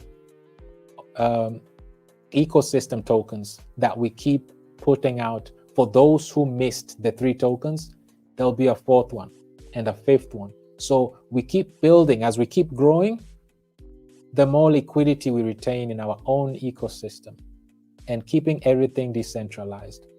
So if you look at Bullrun, don't look at it as a token. It's more than just a token. It is an ecosystem that addresses 4 major challenges that no one else in this industry is addressing. And it's a platform where we aim that the first people that enter the crypto space, they can call home, because we have weekly events. We have narratives that we create, our own community tokens with great original narratives. That's how we tackle the security aspect of it. We tackle the educational aspect, the fundamentals through liquidity. And of course, we are building a social network through all that. So community, this is what our ecosystem is all about. We painted a clear picture of what currently is happening in the space, and this is sad to see. How can 1% rule half of the world's wealth? And with this new cutting edge technology, we developed a platform that is for the 99%. It's a win-win for the trader, for the holder, for the ecosystem, and we're the only ecosystem that is actually scarce, has a scarce supply. And its token, its community token, are deflationary and retaining liquidity. And it's working for the best interest of the common people like you and me, of retailers, and not taking advantage of you, not making you be the exit liquidity. Don't be the exit liquidity. Always look for a community token that retains liquidity for you. And we just did the math that within a week, we already surpassed SHIB's liquidity. And within a year, with SHIB's volume, we surpass Bitcoin's liquidity. This is major. This is big. And if we would use Dogecoin's numbers, it will take us 4 months to surpass Bitcoin's liquidity. What does that tell you about our fundamentals, about our ecosystem? It's unmatched. It has no competition in the space right now. And it's a privilege for us to be part of something major like this, something that is bigger than us. It's beyond just our community.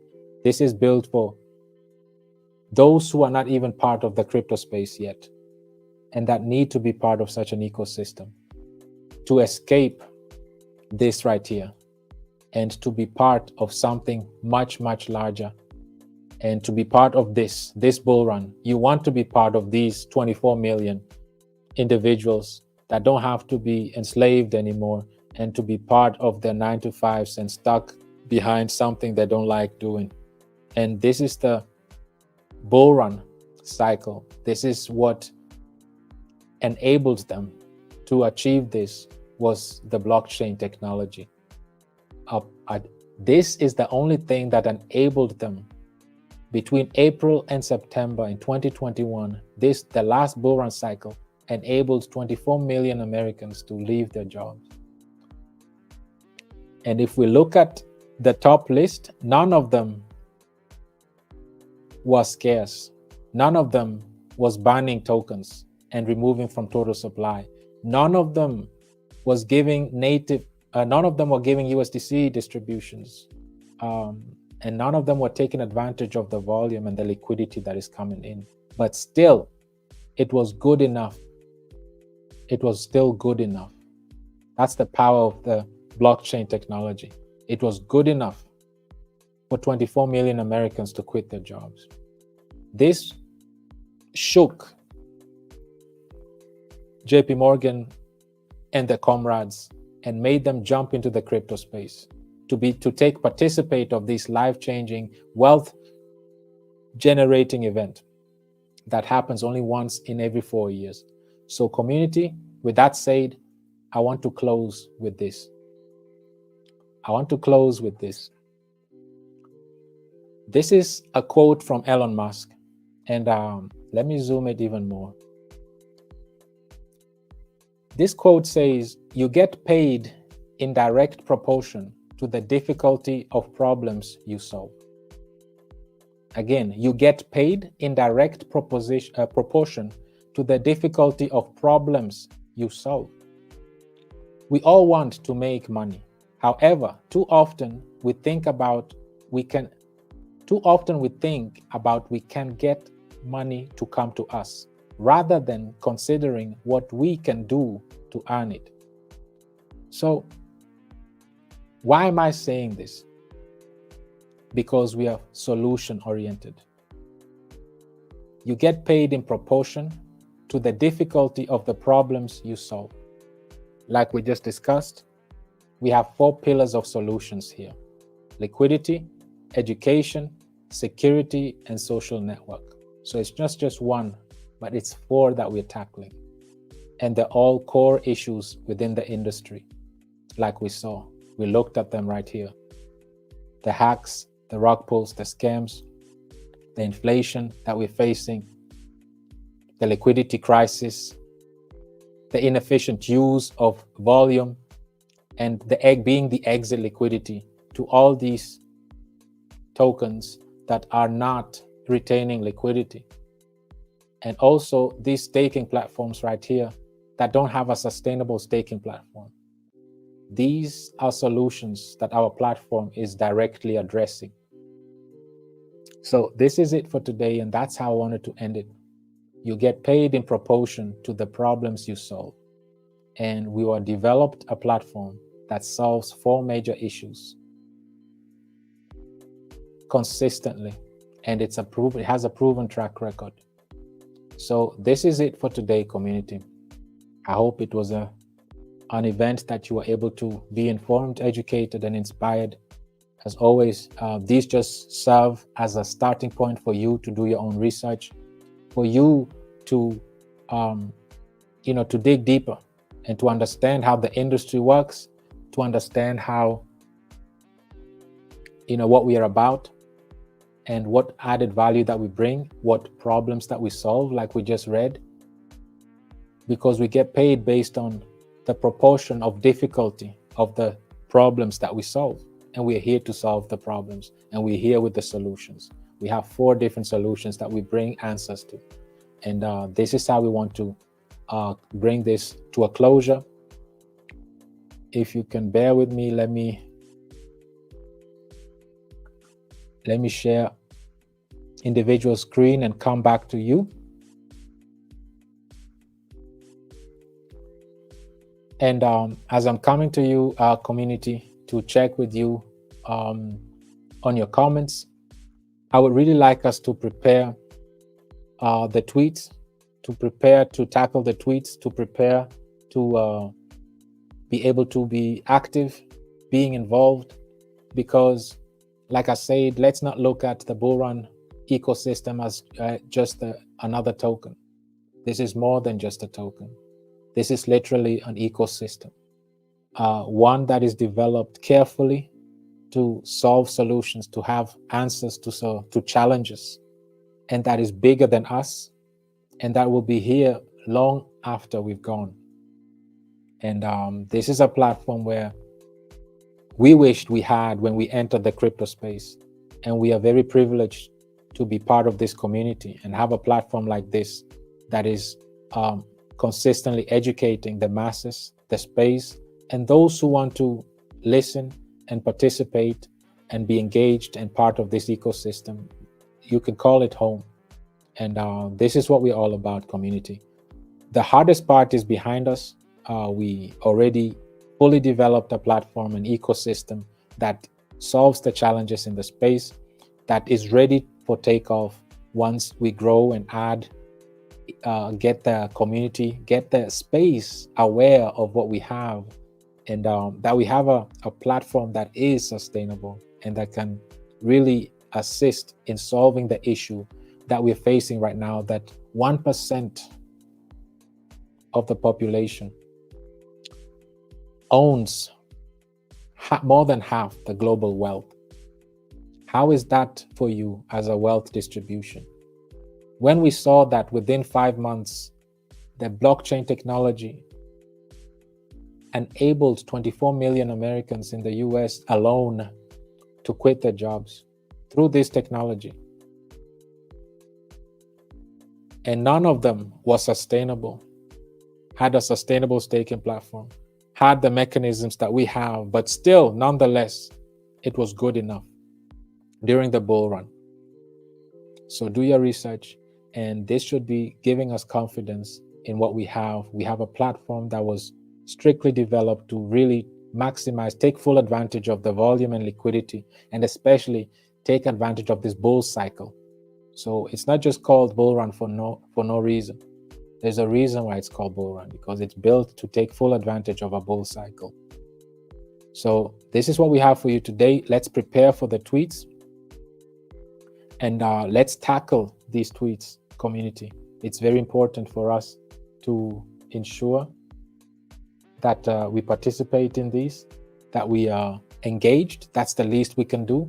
Let's bring awareness to our platform. We have something beautiful. We have something sustainable, and something that as we grow, as we scale, as a community, as holders, the better it gets. It only gets better. The more we grow, the more stable, the more liquid, and the more distributions for the stakers are there. We did the math, we did the calculations, you saw it for yourself. How is it possible that with such an ecosystem, within a week, we match SHIB's liquidity? Within a year, we actually surpass Bitcoin's liquidity. This just shows you how different our ecosystem is. It's not a copy of any existing thing, because nothing like it is out there. It's unique, and it's built with the community's best interest in mind, to even out that gap between the 1% and the 99%. This technology was invented to bring equality to all of us evenly, not just to the 1%. And we're using this technology to accomplish that, to those who are informed and educated enough to see the vision and to understand how our ecosystem works and what added value that we bring into this space. If that's what you can see, and you align yourself with our ethos, with our vision, then you can call this your home and be part of this ecosystem. With that said, community, today is our 17th day. Let's ensure that we participate. The first tweets already went out.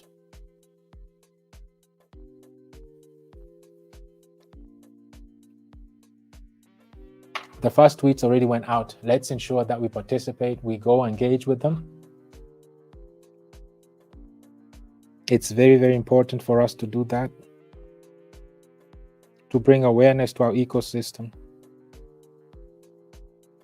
Let's always ensure that we are consistent with this. And for all of you that are always diligent, consistent, you're all very much appreciated. We're doing this for us, for ourselves, and to bring awareness to the new ones that are entering the space, and also about our own ecosystem. So community, for those that are able to participate today, you are all very much appreciated. And as we're waiting, as we are participating, let me go through your comments.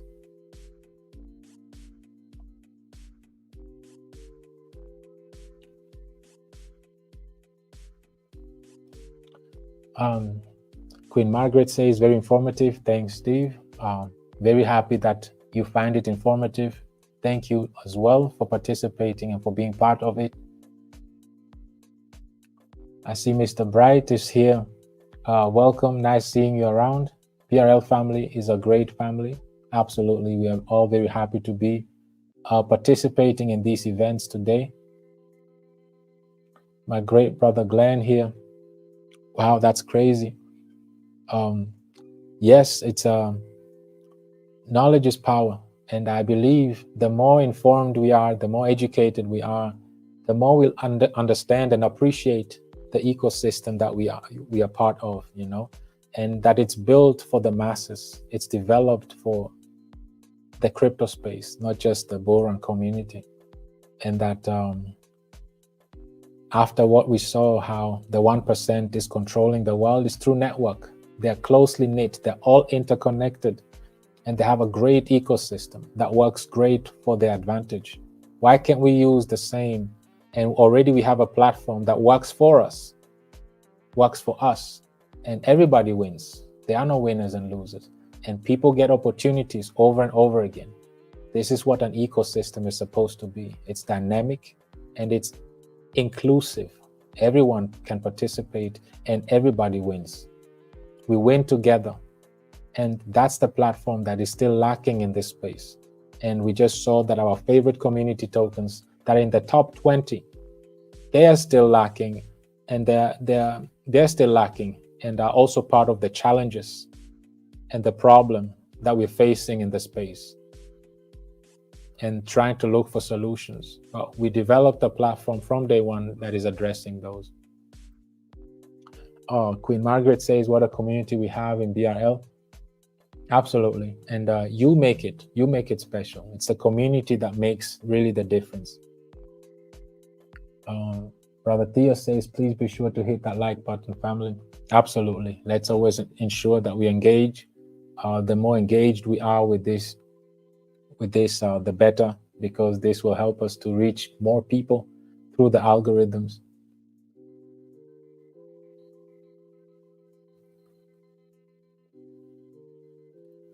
My great brother Glenn asks here, so what do we do about the ETF situation, and how does it affect BRL and our platform and our ecosystem? Excellent question.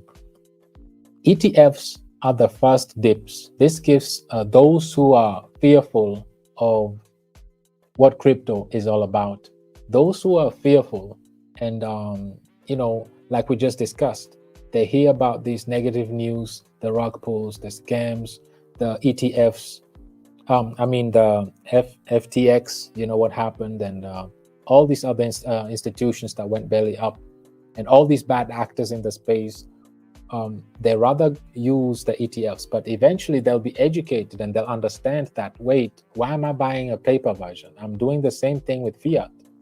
Why am I expecting the fiat system again on the blockchain and not, instead of getting the real deal?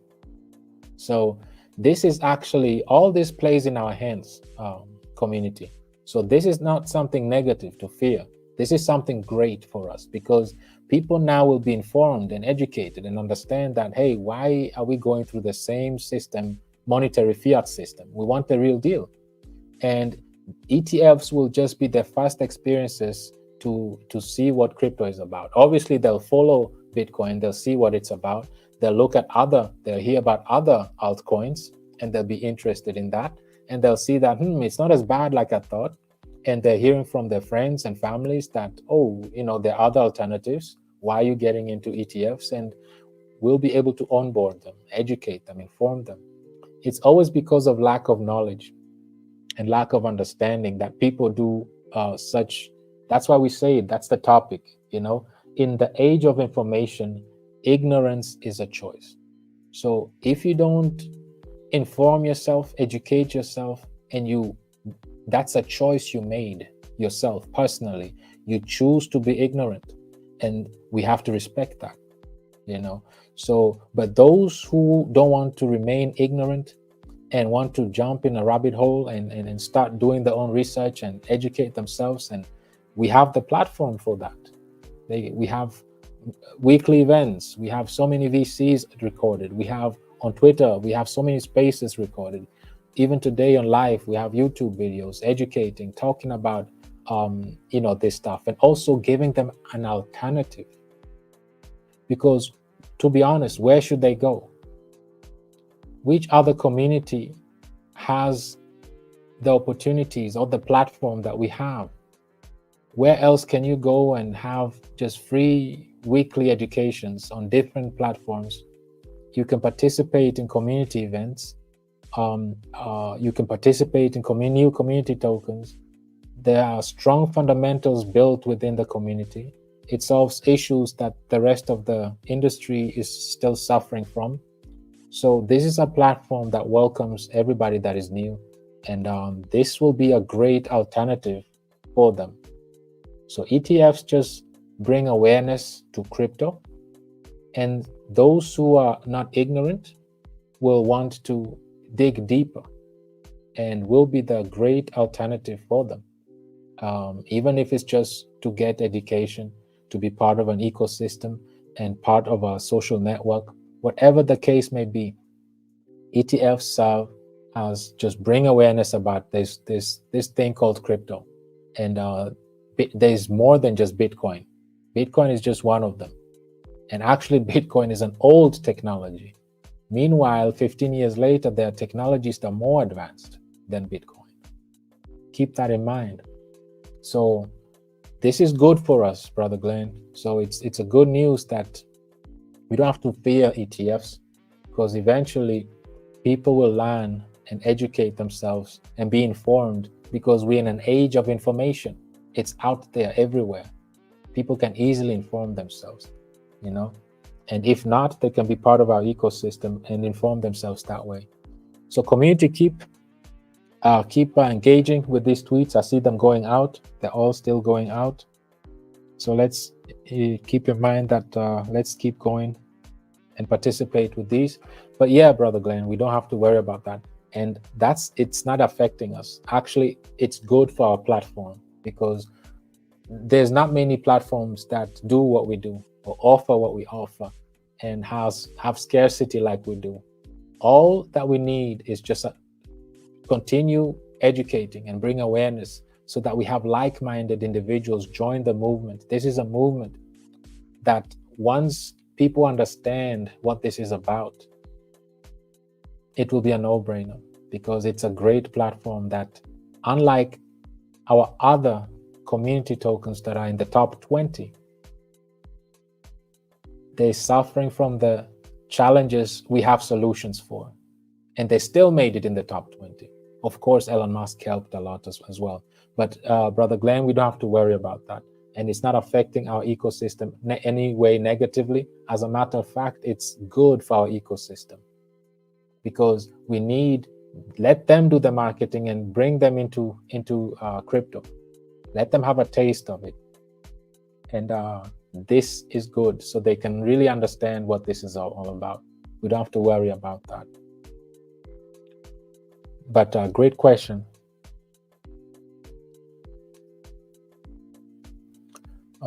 Liquidity, our claim to fame. Absolutely.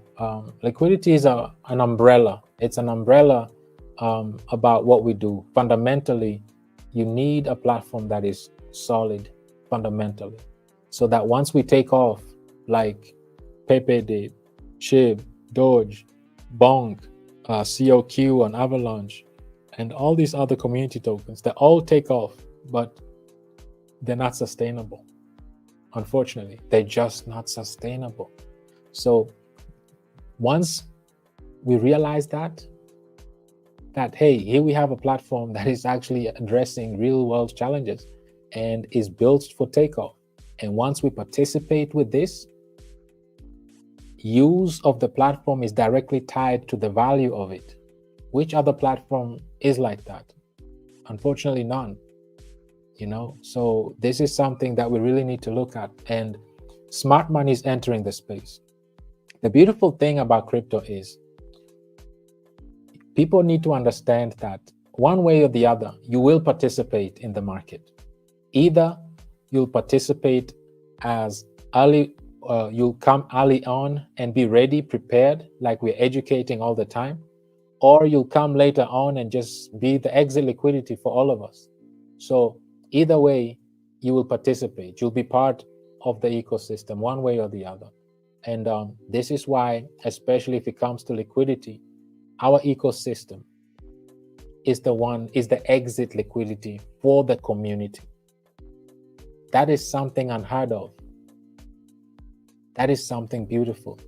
And we have 3 different ways how to retain liquidity. We went through it today, so I'm not going to get back into that. So this is what we are really focusing on. We want the community, the 99%, to benefit from this.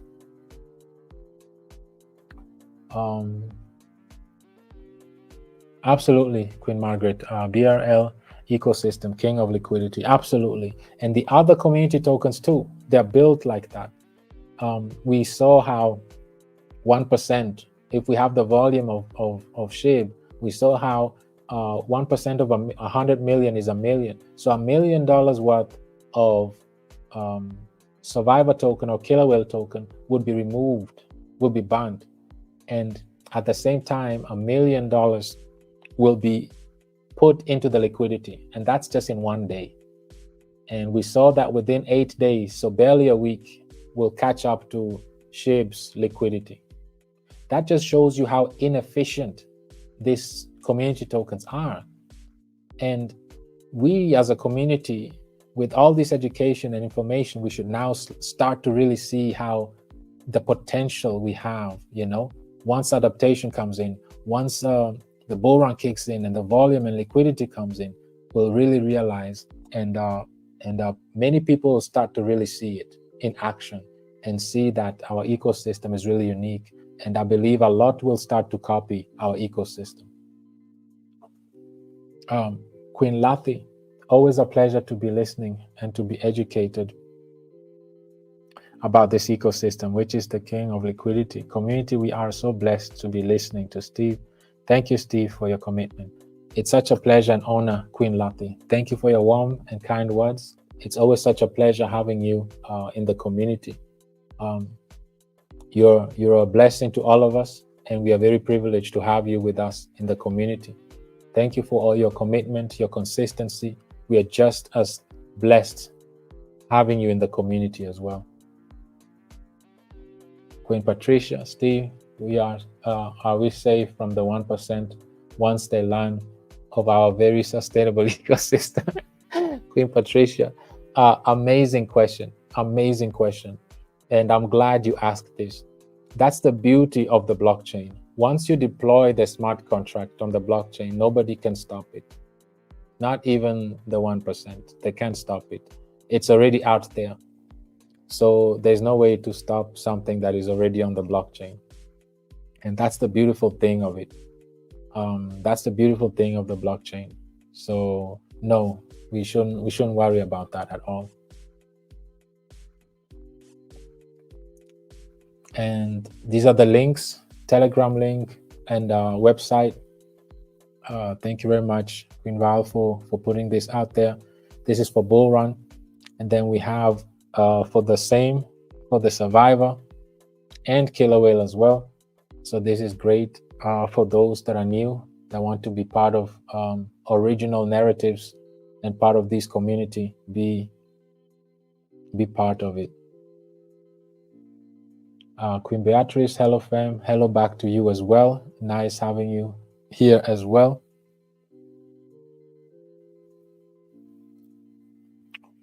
Thank you for the welcome. I'm intrigued with what I am listening to. I'm glad that you can take something out of this. We are very happy, very, very happy having you in the community. Welcome. Feel right at home.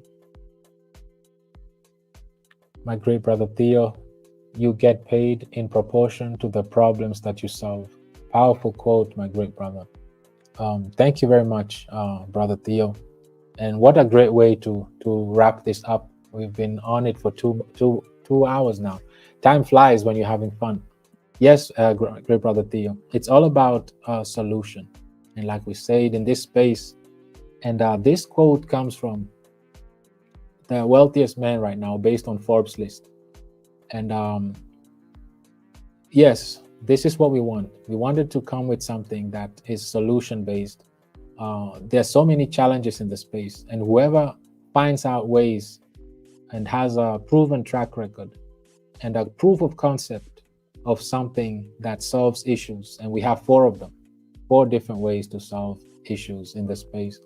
So this is why the hardest part is done. We've come successfully out of a bear market.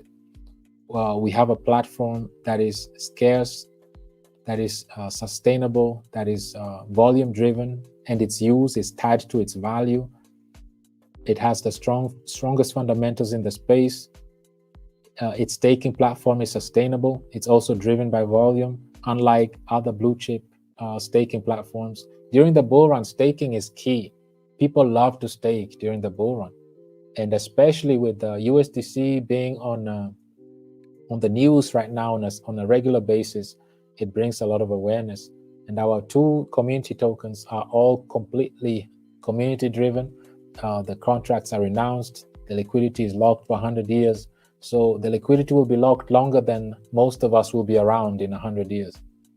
So we have a solid ecosystem that is dynamic and that keeps evolving and that serves the interest of the community.